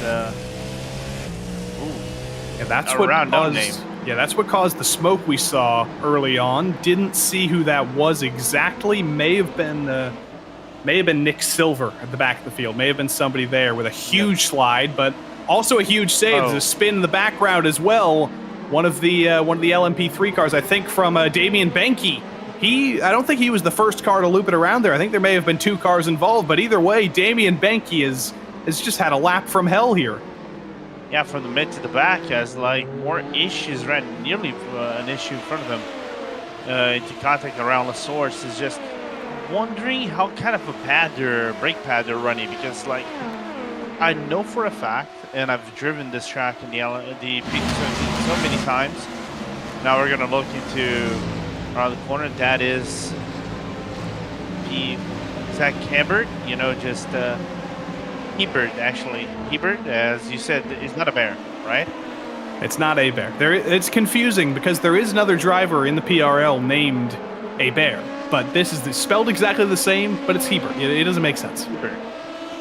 Yeah, but a little bit unfortunate right there, but that's a corner that if you just take a little bit of a wide angle and you go around the gas, the rear end can step in a little bit, depending on your aero setup. So, luckily for them, or luckily for Hebert, is a little bit of unfortunate. Here's what happened to Damian Benke into the bus stop. You saw it in the background of the shot. Gets a little bit into the back of Chase Kaufman, I believe. Does manage to avoid everybody. No contact made with anybody else. Keeps it out of the wall on the inside as well. That's going to be eternally frustrating for Damian Benke. May have probably got the bug around the corner. It's now Aiden Young around the source outside. Can you get the move done on Ryan O'Connor though? Side by side through Eau Rouge and Radion. It's always difficult and they come together, but somehow after contact through Eau Rouge and Radion, Ryan O'Connor and Aiden Young are still pointed in a straight line. How? That's the only question we can ask. How? I've seen the same thing around the 24-hour series that resulted in death. Here it is, up over the hill. Little bit of latency there, but still that contact probably would have been made. And well done, Ryan O'Connor, for somehow not ending that in a shower of carbon fiber atoms. That's a nice analogy. Because that's how big of an impact it would have been. That thing would have been ripped on the molecular level. Yeah, some would say like a 50 G impact. Speaking of being ripped to the molecular level, we'll talk about Robert Ridgway a little bit later. He's in a heavy battle right now, but in third in LMP2, Jack Hedgecox and Jeremy Carter, they have just switched around. Hedgecox started fourth, lower than he's used to. We're starting to see the charge forward, though, Lorenzo. The driver who won the first 2 races of this season, he's not satisfied with third. He's looking forward. Yeah, he's looking forward, but I think Shepard already built up a really good cushion. He's going to take down a little bit of a good performance from Hedgecock, and see if Hedgecock is going to be a little bit lucky with the traffic whenever these GTP come in about like 3 or 4 laps, and see if we can get a little bit of a luck of the draw and break away, or even get closer in that aspect rather. Zach Hebert in the Echelon Sim Sport Cadillac on the outside, J.R. Williams on the inside, one of the few BMWs in the field. They're still not done. Side by side into La Source, but he's going to get the exit. And are we about to see a replica of O'Connor versus Young here? Oh, no. Can Williams and Hebert do the same thing? Maybe without the contact, though. Nope. Oh, they did it. They made it work. I mean, Williams is going to lose out there. He was very courteous and very careful. Rafael Russo's going to get through, but once again, they made it work. Well, he gave it a little bit of blink of the headlights from what it looks like, but I really want to look. At that from the cockpit angle.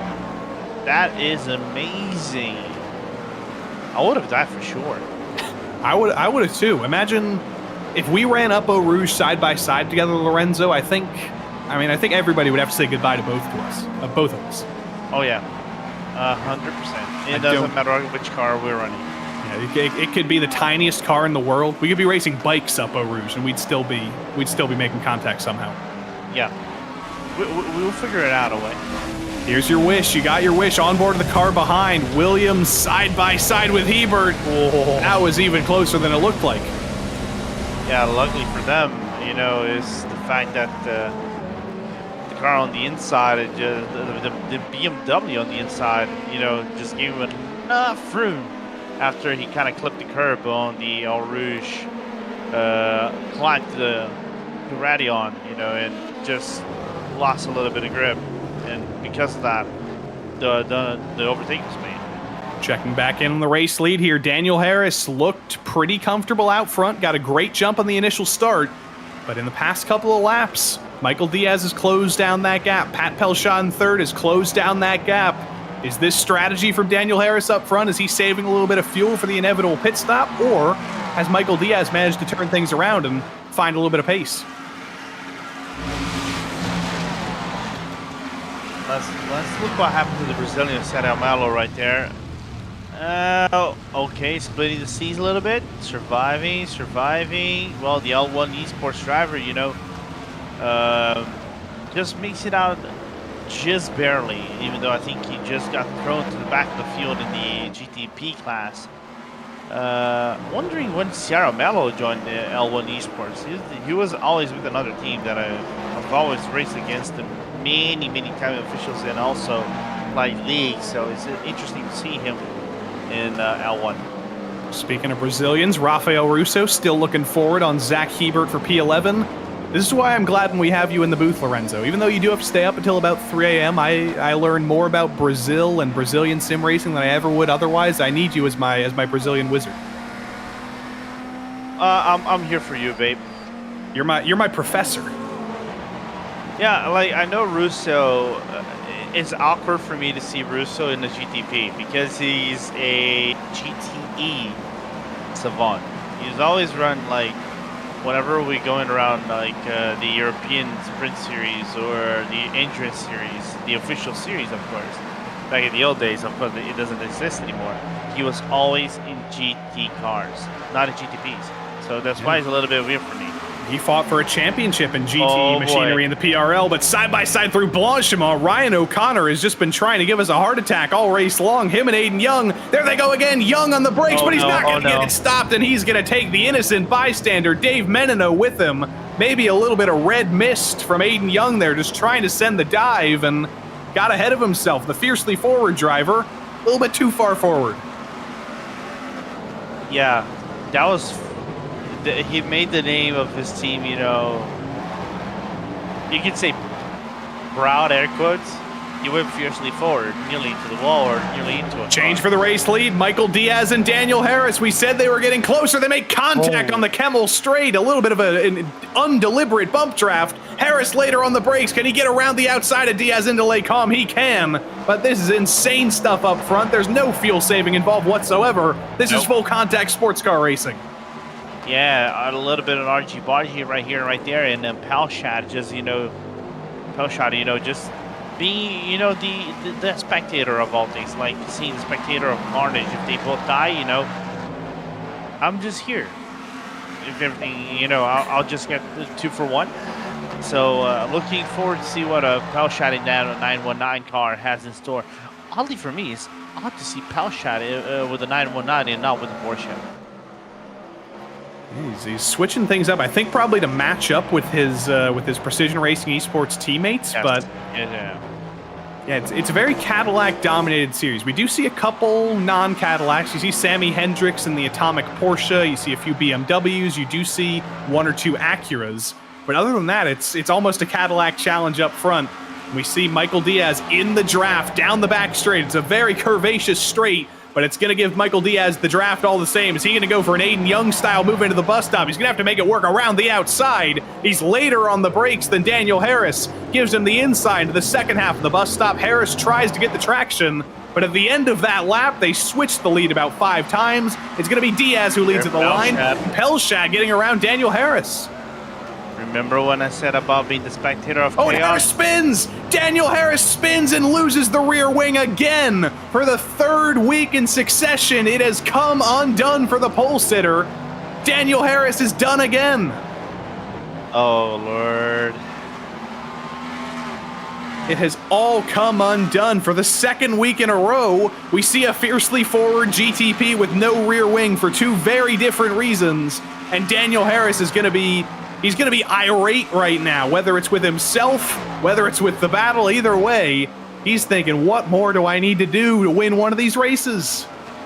Yeah, it's a bummer, but I think that was attributed to the lock of the brakes. I think the brake pad just went too deeply in, and the brake of the car just cannot save him around the source with the really, really close battle with Pelshad. I think he is going to be able to make it back around here, but unfortunately, Lorenzo, he's going to make it back to the pits. He's going to have a hefty repair, though, because they do have to replace that rear assembly. A top 10 could still be possible for Daniel Harris, but right now, it's just an exceptional accomplishment to be able to drive that car around at all and still basically be keeping pace. Yeah, 100%. I think he can actually make it to the lane and still make it to the end of the race. The problem is the time loss. He's certainly making some frustrated friends behind him. Andres Espinoza trying to get through. Mac Miller right behind as well. He's lucky he wasn't the driver getting the spins today. It was Daniel Harris, and he's going to take the advantage of that. Espinoza just trying to get by Harris. No. Oh, that's a little bit naughty from Daniel Harris going for the block on Espinoza. You would think the lack of rear wing would be low downforce, but it's not working at all for Daniel Harris. Espinoza gets through Mac Miller's going to try and get through. Harris blocking off his teammate a little bit. That's going to be frustrating, and he's going to take the hard right onto pit lane, and that could be the end of Daniel Harris's day. We'll see if he gets back out there. Yeah, I think the panel, if he gets that back panel fixed, might be around 30 seconds. We'll have to wait and see as his teammate goes down on the inside. That is Aiden Young making the overtake of Mac Miller, and might take the opportunity with his other teammate, Eric Neese, to take the long run down the La Source, downhill, going to All Rouge Radion, and then maybe make that overtake of him. Long straight, and these GTP cars, to give them credit as the top level of sports car racing, or one of the parts of the top level of sports car racing in the world, they are phenomenal at drafting. Andres Espinosa, though, is in huge trouble. I think he's serving a slowdown, got a little bit too wide in the exit of La Source, and Espinosa, that's probably the worst place you can serve a slowdown because it drops him out of the top 10. No, absolutely. A little bit unfortunate for him right there. I just wonder, was that on La Source? Shepard, the LMP2 leader, is back in. He was not the driver who was taken out. That was an illusion of the internet there, but spinning around as the 18 LMP2 a little bit further back. I got scared for a moment there that was our race leader going around, Lorenzo, but all the same, trouble in LMP2. Yeah, that's Josh Oczynski, though. That is actually with championship implications if you want to look at it now. Yeah, third place in the championship, Joshua Chinsky. Here we go, into the corner, late on the brakes. Just late in the brakes, all you can say. Yeah. I'm still wondering, what kind of brake pads are they running for these locks, you know? Because whenever you spin around and you throw your car into the corner itself, especially into the bus stop and potentially La Source, you need to kind of like be very, very careful with your braking inputs. So, wondering what kind of brake pads are you running to get those locks and have those half spins into the corners. Remember Boris Ovando, Lorenzo? Remember his spin before turn 1 even came? Oh, this is his recovery drive back up into the top 12. I think Espinosa's just brought it down pit lane. Yes. He's going for an early stop, but is it that early of a stop? We're almost halfway in this race. Him and Mac Miller and Zach Hebert all bringing it down pit lane with 27 minutes to go. I think it's a little. No, it's right around on cue. You can do that pit stop no problem. So it's kind of like you're splitting the field. The problem is it enough for you to have a really good performance and then count with the luck of the traffic? Dring and Ciramello side by side. We've seen this so many times in Lake Calm. One of the few Acuras in the field. Anthony Dring on the inside, Ciramello on the outside. Not side by side anymore. Wide goes Ciramello. Dring hangs on, and all of this, Lorenzo, brings the Atomic Racing driver, Robert Ridgway, who's been riding around unlucky 13th for a little while. Suddenly he's in the battle for the last couple spots outside of the top 10. Now, with one of the few Porsches around this, that is actually the Cadillac. It's just the angle that I was looking. His teammate though is in a Porsche behind him. Sammy Hendricks, one spot behind. That is one of the few Porsches in the field. I'm really looking to see how this is gonna go on Road Atlanta, because you were saying this championship is heavy on Cadillacs because the calendar itself, if you look at a certain perspective, does favor the V8. You know, the big block American power, America. Right, and rather than Japanese engines or the German engines or the German engines as well, and the people want to call it at that. But Road Atlanta is even ground. Bad exit from Dring. That's going to let Ciramello get through before Blanchimont even comes. He's through, and he is clear. But this battle's not over. Dring peeks to the inside. He's going to try and be later on the brakes into the bus stop chicane. Is he late enough? Not quite. Hops the curb, and that's going to open the door. No, it doesn't, because Robert Ridgway at the last minute decides, nope, I'm leaving this. I'm coming down pit lane. You guys are fighting too hard. I'm going to try and go for the undercut. That is not a bad idea. I think that is a really good move from Ridgway. Last second move from Ridgway, because this is going to get more intense as now Dring is going to have to fend off from Ridgway's teammate, Sammy Hendricks. Yes. Anthony Dring kind of dringing the neck of that Acura, but Sammy Hendricks trying to make it work around the outside once again. We didn't think Eau Rouge and Radion would be an ideal overtaking spot, but against all odds, everybody's been trying to prove us wrong. They're still going to be side by side. A little bit of a NASCAR-style side draft from Anthony Dring. But can Hendricks in the Porsche be late enough on the brakes? Yes, he can, to be clear into the second part of Lake Home. Well done by the Porsche driver, representing Porsche in the field. There's normally another Porsche in the field. Our old buddy downtown Gary Brown has been representing the Porsche in his foray into prototype racing this season. Unfortunately, he's had to have knee surgery over the last couple of days. He's recovering from that, but we will see Gary Brown back in a couple of rounds' time, I believe. If not the next round, he's a tough guy. He's going to get back out there. He's going to get that knee moving again. Yeah, it's always going to be a good to see the Porsche, even though it is the least popular choice with this new edition, because I've been told, I think even Sean Campbell told me about this, that he was trying to make a setup for the Porsche. It's a hit or miss. It just works like that. It's a hit or miss. That's how it operates. So you got to find the right tune to that car. But from what it looks like, I was looking at the times for Road Atlanta and some other tracks.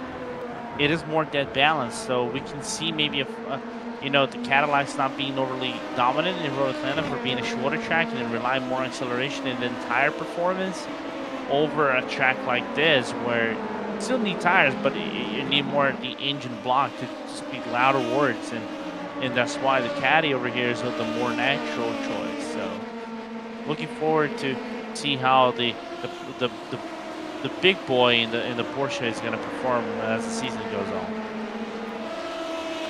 Very interestingly, we haven't had an intersection of traffic just yet. The lap times aren't especially different in GTP versus LMP2. The top GTP lap time right now, 1:58. Top LMP2 lap time, 2:04. I'm no mathematician, but a 6-second difference, add that up, add a bunch of 6 seconds, means that at about lap 12, we should be thinking about the intersection. And right as I say that, you see the marching ants down at the bottom of your screen. Our GTP leaders, they're going to have to make a pit stop soon, but after that, they're going to be dealing with LMP2 traffic for the first time. Yeah. You can see Palshad just catching up to number 11, and that is Denny and Benke. So it's catching right around Stavolo, so we're due to see that thing, being a little bit interesting how they're going to negotiate that. There it is. Michael Diaz, race leader, getting around Damian Benke, having a little bit of trouble through the Corp Paul Freire, but no harm, no foul there. He's got a somewhat comfortable lead over his teammate Pat Pelshaw right now, but only 1 second. He's not going to be able to rest his laurels on that. We look a little bit further back to some drivers who have pitted already. Robert Ridgway has made his stop already. Richard Regan Jr. has done the same. These are two very interesting drivers, Lorenzo, because Richard Regan Jr., we know him as an oval ace in the PRL. Tied for second all-time in PRL wins, but the vast majority of those have come on the road courses. He's really trying to get better at the road courses. He's already good enough. He's won but they're side by side. Eric Harmon and Josh Goen, they resolved that. But as I was saying, Richard Regan Jr. and Precision Racing Esports, they've won in official races and special events before. Won the iRacing 24 Hours of Daytona in their split. So yes, he's a good road driver in his own right. But it's a whole nother level trying to battle with the best in this series. Yeah, coming to guys against like Pal, Chad, that I know has been driving, like top tier prototypes for the past like 5 6 years, if I remember correctly. I know Palshat from running LMP1s back in the old days, like running the Porsche or running the Audis. So it's a little bit interesting. Michael Diaz needs everybody in the Fiercely Forward that run these cars pretty, regularly. It's a whole different ball game. And going from a Cup car to a GTP also is a challenge, because the car, of course, operates 125% more differently than what the Cup car normally provides you around the track. And also, does Cup cars run around permanent tracks? Except for Coda, maybe? They do. The Sonoma and Glen. Oh, little bit of contact there. Darian Roy and Josh Goen around the outside and the exit of the bus stop. We've been watching this battle develop, and they're kicking off. Yeah, no, absolutely. Really good battle over here, and Roy taking the opportunity on the outside of Goen. Goen not having the best of bus stops and just left out for But I mean, like in more sense, you know, running around Spa, Fuji, and other tracks. You know, that's the difference what I've been talking about. But anyway, you're in the right.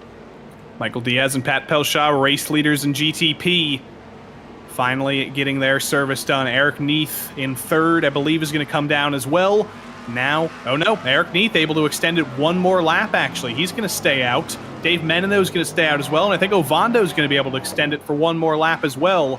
These guys all have to pit, though. They're going to cycle out likely maybe at the end of the top 5, last couple spots in the top 10, but I'm interested in the differences in pit times between Pelshaw and Diaz, as if either of them been able to save any fuel. 20.1 seconds in the box for Diaz, 19.5 for Pelshaw. It's not going to bring the gap down that much, but it is a little bit closer, and Pelshaw may start smelling a little bit of draft range. Yeah, I'm just looking at the second car. You know, the would be P3, not P3. That would be Colin Hopkins, 5 seconds out, and well, whoa. There's a little bit of trouble in the exit of the bus stop. Some LMP3 spun it around. Not sure who that is. I think that might be Chris. No, it's Alexander Good. Unfortunately, Alexander Bad on the exit of the bus stop. Just oh no, Joey. A little bit of damage on the front end. Please, do not come with like. It's a good one. I'll tell you, for this one, it's a good one. And I have to give him credit. It wasn't Alexander Bad of his own doing. It was somebody else doing him Alexander Bad. I think there was a little bit of contact. We're spooling up the replay here. Let's see what happened into the bus stop. Got a little bit wide, recovered it, and then one of the fiercely forward drivers comes through and says, you know what, Alexander, welcome to the wall. Yeah, from what it looks like to be, that might be Aiden that actually spun him around. So a little bit unfortunate right there, but car still goes on. It's still Alexander Good. It's just that I have to put up sometimes with the Peter Mackay and also the Chaz Draycott puns. It's just that I don't want to see nightmares. Here comes Richard Regan Jr. It's Richard again through Fania or Piff Paff, whatever you want to call it. All the same, it is leaning on each other. But Richard in the Acura, Robert in the Cadillac. It's going to be Richard Regan Jr. who comes out on top there, but Robert Ridgway is going to try and fight it back. It's going to have the draft here onto the back straight. Better exit through the cord. Paul Freire, this isn't over, Lorenzo. No, it's not over. Will they fight on Blanchimont side by side as both cars? Blanchimont is not a corner that you really want to take it, you know, that way. Oh, but Richard Regan Jr., total destruction. You see him off the screen there, and that is a destroyed Acura GTP. I don't know if there was contact with Ridgway or if that was just an overcorrection for Richard Regan Jr., but either way, that's one way to end your race. That's contact. The way that Ridgway, the way that Regan was sent to the wall, that's hard on contact. Spooling up the replay, but Lorenzo, what you don't know potentially is that what Robert Ridgway does in his regular day-to-day life, he works at a particle collider, he works at Fermilab dealing with fast collisions, and that was a fast collision between Regan and Wall. Was it actually a collision between Regan and Ridgway, though? We may have to take another look. Yeah, that aerial load doesn't help one bit, but I think there's a little bit of latency in error on that one. I'm not gonna lie. I might stand corrected and apologize to Ridgway, but yeah, that may man, the way it looked. We might get some zoom here. Here we go. Yeah, I don't. Oh, it's already loose. It's already loose on the entry. Okay, now and I apologize to Ridgway. I apologize. Personal apology from Lorenzo sent straight to the mailbox to Robert Ridgway. We all make mistakes. We're commentators. There's more mistakes than non-mistakes, I think. Yeah, it's like. Ooh. Dave Menino through Damian Benke, but this is a rather insane battle in GTP, Lorenzo. I believe everybody now in this battle has made their final stop. Sammy Hendricks, the final driver in GTP, to make his final stop, but list the names: Menino, Neath, Young, Ovando, Hebert, Russo, Miller, Williams, separated by less than 3 seconds. Yeah, that's really good, you know, and everybody just still going in strong, you know, having that balanced maybe hybrid mode. It is really good, as Hendricks might come out of the pit lane in a little bit. That is a really short pit stop for Sammy Hendrick. He might come out right in the middle of all this. Oh, near contact between Zach Hebert and Boris Ovando, but Boris Ovando is having some trouble trying to get it back on track. That smells like a little bit of equipment trouble for Boris Ovando, the way he was flailing around there. But this was an incredible recovery drive for Boris Ovando. He was fighting for P6 after being 24th on lap 1, and now he might be fighting off some gremlins again. Yeah, but he's a little odd ways out from everybody else. You can see in front of him at the Kemmel. Straight too wide going around Lacumban. There's some contact. Oh, he's just trying to get back into the track. The car just weaves off a little bit. What was that? The hard left swerve, was that him trying to serve the slowdown instantly if he got one? That was bizarre. No, what happens is probably the tires is still, you know, trying to pick up into the balance of, you know, getting grip again. And got a little bit overheated, so I think that Ovando just tried to keep the car within the straight line and return it. Pit cycle kicking off in LMP2. I think it may be a wheel issue for Boris Ovando. He's just trying to recover, but pit cycle's kicking off in LMP2. Your leader, Nicholas Shepard, down pit lane first. He's kicking it off. Hedgecock stays out. Goen and Carter stay out. But Shepard's in. Lehman is in. Chinsky is in. And that's a very unorthodox pit entry from Eric Harmon there in the What-A-Pack car. Very perpendicular, but it works for him. Yeah. I'm not gonna lie, if the 617 of was actually, I would say, it came out like 1.5 seconds after, that could have spelled disaster on the slow lane. Checking back in on this battle. We're not going to be able to look away from this battle, I don't think, for basically for 5th, with Dave Menino looking on back. Zach Hebert and Felipe Ciramello have met each other again. They're maybe going to meet a little bit of LMP2 traffic coming out of the pits in a couple of moments. And there's going to be a quadruple draft for 4th in line there, the SRT Esports machine of J.R. Williams. But here's the helmet cam for Boris Ovando. Remember, he was flailing around a little bit after contact with Zach Hebert into turn 1. Oh, yeah, that's not ideal. And I thought, all right, try to keep it straight, but no, the wheel just disconnected. I wonder, there's some LMP2 trouble there into Lake Home, but I wonder, Lorenzo, could it be possible that maybe with that contact with Hebert, with him turning the wheel as hard as possible, could he have dropped the wheel potentially and freaked it out that way? Or maybe the contact kind of like could have caused a little bit of a disconnect of the USB and then when it pitched itself back in, you know, it is just an unfortunate thing. It happens from time to time. It happened to me once in a race. Boris Ovando, but the leaders now that have cycled forward in LMP2, they're in. LMP2 is going to be all done after this, and we have to look for the blend. Jack Hedgecox versus Nicholas Shepard. It was about 3 seconds between those two when that pit cycle kicked off. Nicholas Shepard, who came in early, went for a little bit of an undercut. I don't believe changed tires, but tried to look for clean air all the same.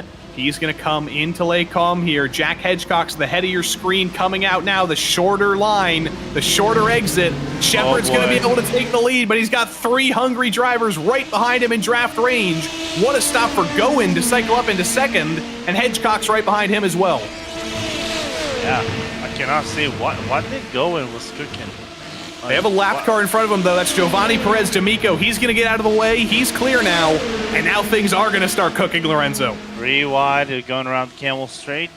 He needs to lift off a little bit right there. There you go. As now Hedgecock moves into P2. But the thing is, can he withhold that position for the time being? No, he can.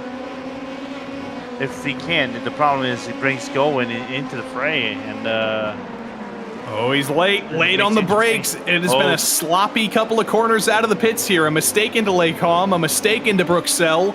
He's finally got things going again, Lorenzo, but he's lost about 0.7 of a second compared to where he came out of the pits. That's the danger of you pitting, you know, kind of a little bit more later than usual and not have the performance that you want. Back in the cloud of cars up in GTP. Put a blanket over Felipe Ciramello, Mac Miller, Zach Hebert, Boris Ovando. It's for 8th, 9th, 10th. It's actually Rafael Russo at the head of this. Felipe's a little bit further back.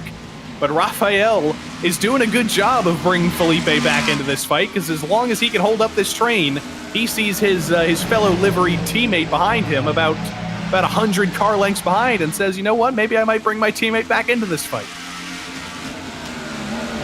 If you're the leading group within the, if you're leading that group, well, you would be a little bit nervous. I know Raphael has a lot of experience, but seeing 5 other cars behind you, 4 other cars, like potentially 5, depending on circumstances, right behind you, trying to follow you through, it's not a healthy look. It's not a healthy look. Cholesterol goes a little bit high. It does. Anxiety goes high, blood pressure. It's a dangerous game, sim racing. Yeah. Oh, speaking of a dangerous game, the 2 fiercely forward teammates on the exit of the bus stop, did they come together, or did they simply come together with some LMP2 traffic up ahead? I think that's what they've come into contact with. This is that intersection I mentioned, Lorenzo. We've gone so long in this race with little talk about lap traffic, and suddenly we find the intersection on track, and it's going to be very difficult and very inconvenient to reach it coming up into Eau Rouge. Yeah, now it's like cutting across and see who can make up the time as cleanly as fast as possible. So it's that tricky thing, man. That's why, you know, this kind of fast racing is not for the faces of the heart.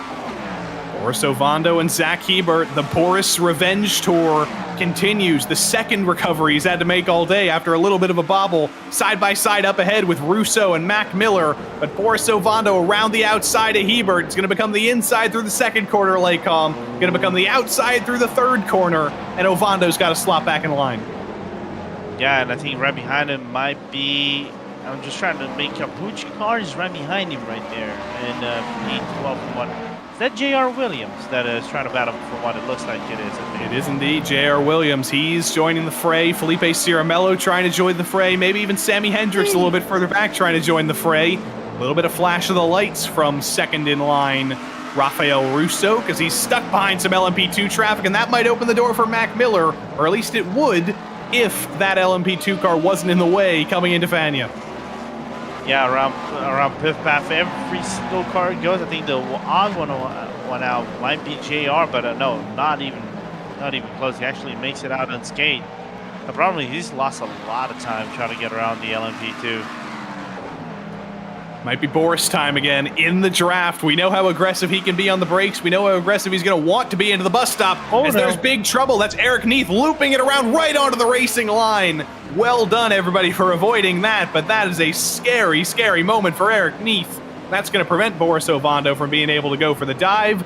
Neath does get it back on track right behind J.R. Williams, but that's going to be a lot browner, I think, than that car was before, Lorenzo. Is that friendly fire? Oh, it may have been. It is. Fiercely forward, friendly fire. That's a lot of Fs, and I'm sure there were a lot of Fs said in the Discord chat after that one as well. It's a lot of double Fs. A lot of double Fs side by side. A little bit deeper in the LMP2 field, Darian Roy and Josh Goen, they've been glued together all race long. They're still throwing everything at each other, and they've resolved that now. But here's some more traffic. Miller and Russo still trying to make it through. It's almost like a multi-class race has finally kicked off with 5 minutes to go. It took us this long, and now suddenly the two classes can't stay away from each other.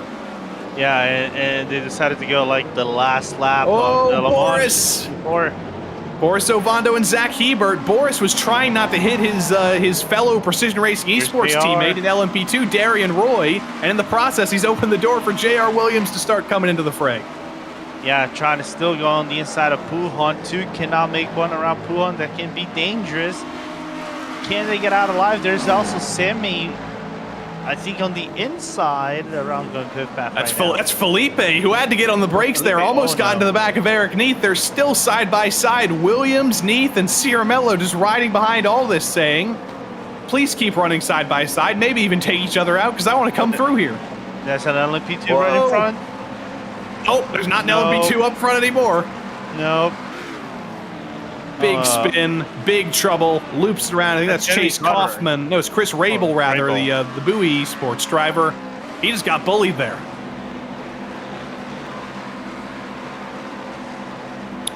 This is why I kind of like condemn GTP drivers. Well, the ironic thing, Lorenzo, is that J.R. Williams is one of the lead driver stewards of the PRL, so one of his What the heck fellow is stewards. Ryan O'Connor? Ryan O'Connor has also looped it around at turn 1. Did he potentially force Ovando into a turn 1? He decided to pick up the final minutes. Oh, There it is. no. He did it. He did the Ovando. Yep. I'm sorry to Boris that he's ended up with a noun or a verb in this race, but sometimes that's just how it goes. Here's Sammy Hendricks just trying to make the fall of Eric Neath even worse and try and make him hurt even more in the draft down the Kemmel Straight, but just doesn't seem to have the straight line speed. Maybe a little bit more downforce than that fiercely forward Cadillac up ahead, and Hendricks can't do anything. The Porsche is really good within the low field, so when it picks up the pace, it does pick up and it gets better around the twisty turns. So it's like straight line speed. It misses out a little bit, yeah, 100% on the every single car around the track. But going back, just to cap off on the discussion of picking and talking about GTP drivers and things like that. It's like, I know you're the faster car. And things like that. If you're the faster car, of course, you want to clear yourself as fast, as cleanly as possible, but you cannot bully yourself out, bully someone out of the picture just because you need to make up ground. Take the L. Like, why would you risk going for something like that can lend you a penalty or something like that? For me, it's unnecessary, We're going to need to clip that off, I think. We're going to have Lorenzo Bonder take the L as a soundboard thing. Because I've been begging for that for a couple seasons. I want the RaceSpotTV soundboard. I want that. It's like, I'm on the same line of Arjuna. Like, if you didn't hear from me, you probably would have heard from Arjuna maybe in a future race with GTPs and things like that.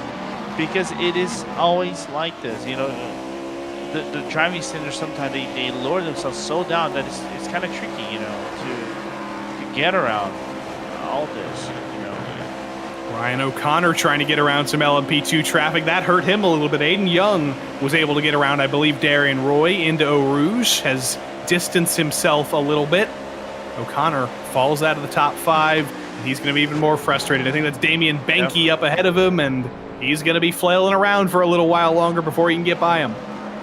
Yeah, but that's not Benke, but I think it's his teammate, the 1-2-4, just trying to make up. That is Jeremy Carter in P5. But right, for example, O'Connor's issue right there, I think the overtake is done by Chinsky. Is a good example. You're coming around the corner. You're coming around the corner. Something that is high speed. You're basically flat around the corner, and the LMP2s might have to lift off a little bit. It can still take it flat, but with traffic and everything, you might lose out on there. If you think, oh, that's not gonna be a clean dive. I'm just gonna take a loss. Big trouble for Nicholas Schwartz, a little bit deeper in the LMP2 pack, or in the GTP pack rather. Didn't see what happened to him, but I'll show you a replay of that when we can, because that was spectacular. There was huge damage with only 1 lap to go. It's always a shame when you make it this far, Lorenzo, and spot bites at the dying moments. Yep. Ooh, ow. Medical helicopter. Yeah, just checking up for some LMP2 traffic up over the crest, and physics didn't like that one. They did not like that one bit, and that's the end of Nicholas Schwartz's race with only 1 lap to go. Michael Diaz up front is in control right now, but things are looking a little bit less under control. His teammate Pat Pelchat is closing him down. It's going to be the white flag this time, but the battle for the win is not over. Pat Pelchat is within draft range of his teammate Lorenzo. This could happen. There could be one more shot into the bus stop. No, absolutely, and Pelchat is gonna. I don't know if he's gonna risk everything, but if he finds a gap to try to work for and try to do that overtake cleanly, he's probably gonna do it. But Michael Diaz is doing a phenomenal job, These are the winners of the first 2 races of the season. Pelchat won in Indianapolis. Diaz won last week. Now they meet each other in the Battle of the Titans. Half a lap to go, and Pelchat's closing. Yeah, he's closing. He's trying to work like late lines, try to lunge the car into the corner, try to share it every single tenth of a second he can possibly try to come around Stavilo. But I don't think 4/10 of a second is going to be enough for Pelshot, to try to do the hero move around the bus stop. Oh, there's an LMP2 off the road. I think that's Alexander Good. He's going to stay out of the way, but out of the court, Paul Freire for the final time. Was that the exit that Pat Pelshot needed? I don't think it is. He's a little bit too far back. And Michael Diaz, he felt the pressure on the final lap, but he can breathe a little bit of a sigh of relief coming into the bus stop for the final time. He's a little bit low on fuel, I think, but he's going to be able to come out of the corner. And Michael Diaz, out of the bus stop for 2 weeks in a row, is going to win in GTP. It's a Precision Racing Esports 1-2. Diaz over Pelshot. They win, but we've got to look back to LMP2 as well, because Nicholas Shepard, with only a couple of corners to go, Lorenzo, he could be the driver who ends the Jack Hedgecock's reign of terror. Still working through some final bits of GTP traffic here. J.R. Williams is going to come home, but here is Nicholas Shepard in the lead in the LMP2 class. It was Jack Hedgecock who won the first 2 weeks in a row. That's done with. Nicholas Shepard is a winner for the first time in the PRL. Yeah, finally breaking dominance. As you can see, the sea of GTPs and LMP2s trying to get around the track, and a frantic finish between everybody. Really good battle in the mid-pack despite some questionable driving standards. But what happened to the number 18 right here? Trouble for Joshua Chinsky trying to get off the road. Jeff Evans coming through. Oh, I don't no. know. Is he? Oh, if he has to serve a drive-through on the final lap, that's not going to count. He's going to be forced to the end of the lead lap. Yep, he's then. Here's what happened. Late on the brakes, too late on the brakes, and I think, did that one off track give Joshua Chinsky the Yes. one incident point he needed? Yes. Bad luck. One corner to go. It hurts enough to crash on the last lap. It hurts even more to reach the incident limit on the final corner. It hurts even more if you hit the incident limit after the race is over. But what a day for Nicholas Shepard, and Yep. clearly he didn't have to save a ton of fuel because he's still got the fuel to do a victory lap, Lorenzo. Yeah, we can never complain about having a victory lap. It's always good as long as you give him some donuts. Give us donuts. Do it. Turn the ABS off and give us some donuts. Come on, Nicholas. If you can hear it. That was. Oh no. He went for the pictures. Oh, there we go. Hold on. Yes. There we go. That's what we wanted. That's what we wanted. Nicholas Shepard. When you beat a guy like Jack Hedgecock, donuts are certainly deserved. Nicholas Shepard, he's going home with a whole half dozen of them. What a day we had at Spa here. What a battle in GTP. And it came down to only half a second between the two Precision Racing Esports teammates, Michael Diaz and Pat Pelshot. Colin Hopkins, another podium for him. He's really been holding the torch for Fiercely Forward at the end of these races. And Dave Menino, second in the championship. Another solid result for him as well in fourth. Aiden Young in fifth, rounds out the top five. Ryan O'Connor could have had that last spot in the top five. A late spin drops him to sixth, though. Mac Miller up to sixth at the end of the race. And Rafael Russo ahead of Boris Ovando, who went from 24th to 9th in this race, or 20th to 9th, rather. And Zach Hebert rounds out the top 10 in GTP. J.R. Williams, 11th place after maybe bullying an LMP2 car out of the way. Eric Neath spun out of the top five. And Sammy Hendricks and Robert Ridgway make it atomic 13th and 14th ahead of Anthony Dring. Nick Silver, very quiet day for him, but maybe that's a good thing, staying out of trouble, as did Jeff Evans. Devin Brock, 18th. Felipe Ciramello, didn't see what happened to him, but he ran into late trouble. He finishes a couple of tenths ahead of Bradley Holly in P19. Then we get into the used car lot after Andres Espinoza. Big wreck for Nicholas Schwartz. Even bigger wreck for Richard Regan Jr. And Daniel Harris for the third week in a row. It's pole to DNF. He's going to be hoping to come back next week to finally turn things around, but it hasn't happened here at Spa. In LMP2, things look different. It's not Jack Hedgecock at the top for the first time. Nicholas Shepard takes his first win in the PRL ahead of the aforementioned Jack Hedgecock, who's probably not going to be too unhappy with a second place at the end of the day. Nicholas Goen comes home to round off the podium. Then Caleb Lehman, Chip Michaels, Carter, Roy, Harmon, Strykars, and Rabel round out the top 10 in LMP2. Chase Kaufman was up and down all day long. He comes home with P11 ahead of Benke, Hoskins, Chinsky, Evans, and Goen. Chinsky, maybe a penalty on the final lap. Josh Goen was up front, ran into some trouble, fell back. Alexander Good had an Alexander bad day. He got punted by a GTP, and Giovanni Perez D'Amico stayed out of trouble. He finished one lap down. Ryan Chandler. Didn't see what happened to him, but he was in the used car lot, as was Baked Ziti. Blake Ziti. LMP2 was only 20 cars, and only 2 cars with heavy damage. I say that's a pretty clean day in LMP2. It's time for the second week in a row to talk to our race winner, who had a pretty clean day of his own. Michael Diaz. Came down to a fight between you and Pat in the final lap there. How intense was that as you saw your teammate slowly closing that gap down? We were actually chilling, and Pat's a great teammate. His championship was compromised with the penalties and the incidents before, so he decided to help me try to get this championship for myself. So at the end, we were just, formation flying, just chilling, cracking jokes. So that's pretty much it. It's going to feel pretty good to have a teammate who can help you in the championship for the rest of the season. It's a dual championship run for you. We know you're running for the championship in the Formula D series on Thursday nights, and in this series as well in GTP. You think you can win 2 championships in one season? F4 is probably going to be difficult because I had that incident in the first race. But we'll see how it goes. It's definitely a challenge, practicing for 2 championships, different cars at the same time. But I'll try and give my best. Well, Michael, congrats on your 2nd win in a row here in the GTPs, and we'll see you next week at Road Atlanta. Yeah, definitely, guys. Thank you for the broadcast, and shout out to my teammates, Pat, specifically for being such a great guy and helping with the setups. And Jerome and the sponsors, all those people, so thanks. Always a pleasure. Michael Diaz coming home with a win again, and right as he mentioned that, we'll talk to his teammate Pat Pelshot in a couple of moments, but before we get there, we've got to talk to our LMP2 winner. For the first time in the PRL, for the first time this season, Nicholas Shepard, you're a win in LMP2. How good does that feel? Feels great. Thanks for having me on. Yeah, it was a very close race, very tense, but I mean, just really excited to finally be able to come home with a win. I think we grabbed fastest lap as well, and of course the pole position. So all around, just a really good night. So it looked in the first 2 races like Jack was going to be kind of untouchable, but you've really turned the tides here. You've beat him for the first time. Is this potentially the start of your championship run here?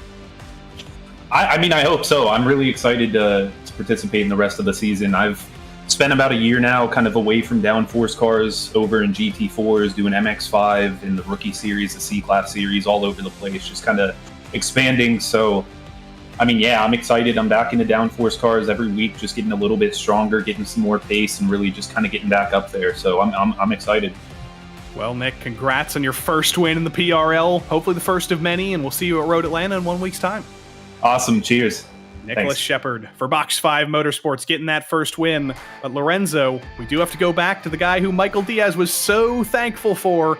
It's maybe Michael Diaz's favorite teammate, Pat Pelshot with Lorenzo Bonder. Yeah, absolutely, Patrick. Well, congratulations at P2, but I think I know Michael Diaz somewhere might be happy that he has a good wingman on you. Yeah, I think we're doing some good teamwork here, working on setup all week, and just like going through the race together and just trying to help each other in getting those podiums. Oh, absolutely, and it's always good to see that camaraderie. Yeah, well, English. And at 3:40 a.m. over here in Portugal, it's kind of hard for me to talk about, but. Let me just focus on Road Atlanta, because you guys are now coming into Petit Le Mans week. You guys are probably seeing that there might be a equality of forces. The Porsche is doing really good. The Acura does really good, and the Cadillac is also in the mix as well. So all cars are balanced. How are you guys gonna prepare for a weekend and coming to race time? Have a really good performance on the other cars that look to be just as balanced as the Cadillac is usually around, like fast cars with a lot of drag. I think the top end of the field is mostly running Cadillacs, so I think we'll just focus on ourselves and just like keep running laps, working on setups, and just try to get a good round car to do a good race and get to the end. I think that's the strategy here. We're looking for the long run. Right on. And finally, before I let you go, it's more of a curiosity question than anything. I know you've been a guy that ran like top tier prototypes cars as well.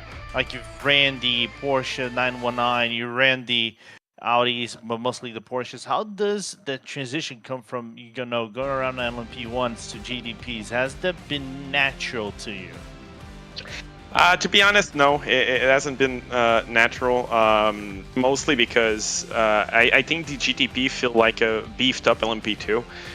Mostly that I think like 4-wheel drive, you could like wank the car around the corners and really push it, and this car you really gotta nurse it, and you gotta feel it a bit more, and the battery doesn't play as much as a difference in racing. So I think these GTP cars are a good challenge. It's a bit different than the LMP1, but in some ways pretty similar. So I really like them. Well, fair. All is fair. Pat, I'll let you have a little bit of a rest and get you prepared for Petit Le Mans weekend, and then next week over here at PRL for more racing around Road Atlanta. Well, for the time being, congratulations on that P2, man. Thank you for the coverage, guys. See you. Pat Belshaw coming home second in GTP, but we've got time for one more little chat, and it's the driver who won the first 2 races of the season, came home second in LMP2, and once again, he gets to talk to Lorenzo. Yeah, absolutely. Jack, what can you tell me, man? Your dynasty in the LMP2s has been crushed, but still, P2 got to be a good result at the overall look of things. Yeah, P2's P2. I'm still a bit disappointed. I definitely threw that race away. I could have during pit stop phase. I knew I've been better than him since the last race, and I knew that was my moment, and I messed it up. I lost 4 seconds in there, and I mean I came out a second behind him. I could have been in front of him, so real gutted. But yeah, like you said, P2's P2, so points overall still good. Yeah, you still retain a really good lead in the championship, and you go to a track like Road Atlanta, which is going to be kind of an interesting one. How do you draw the parallel line to try to negotiate with the faster GTP cars? But the lap is kind of similar. It's just slightly slower. I think it is about 3 seconds lower on the overall pace. Yeah, it's going to take a lot of discipline. I think it's going to be, especially in that first sector, it's either going to be on one of the two sides. It's going to be real respectful, and everyone gives kind of waits, because after that first corner, if you're not passing them through that first corner, you're sitting behind them for a while. So I'm just hoping that everyone next week can stay civil.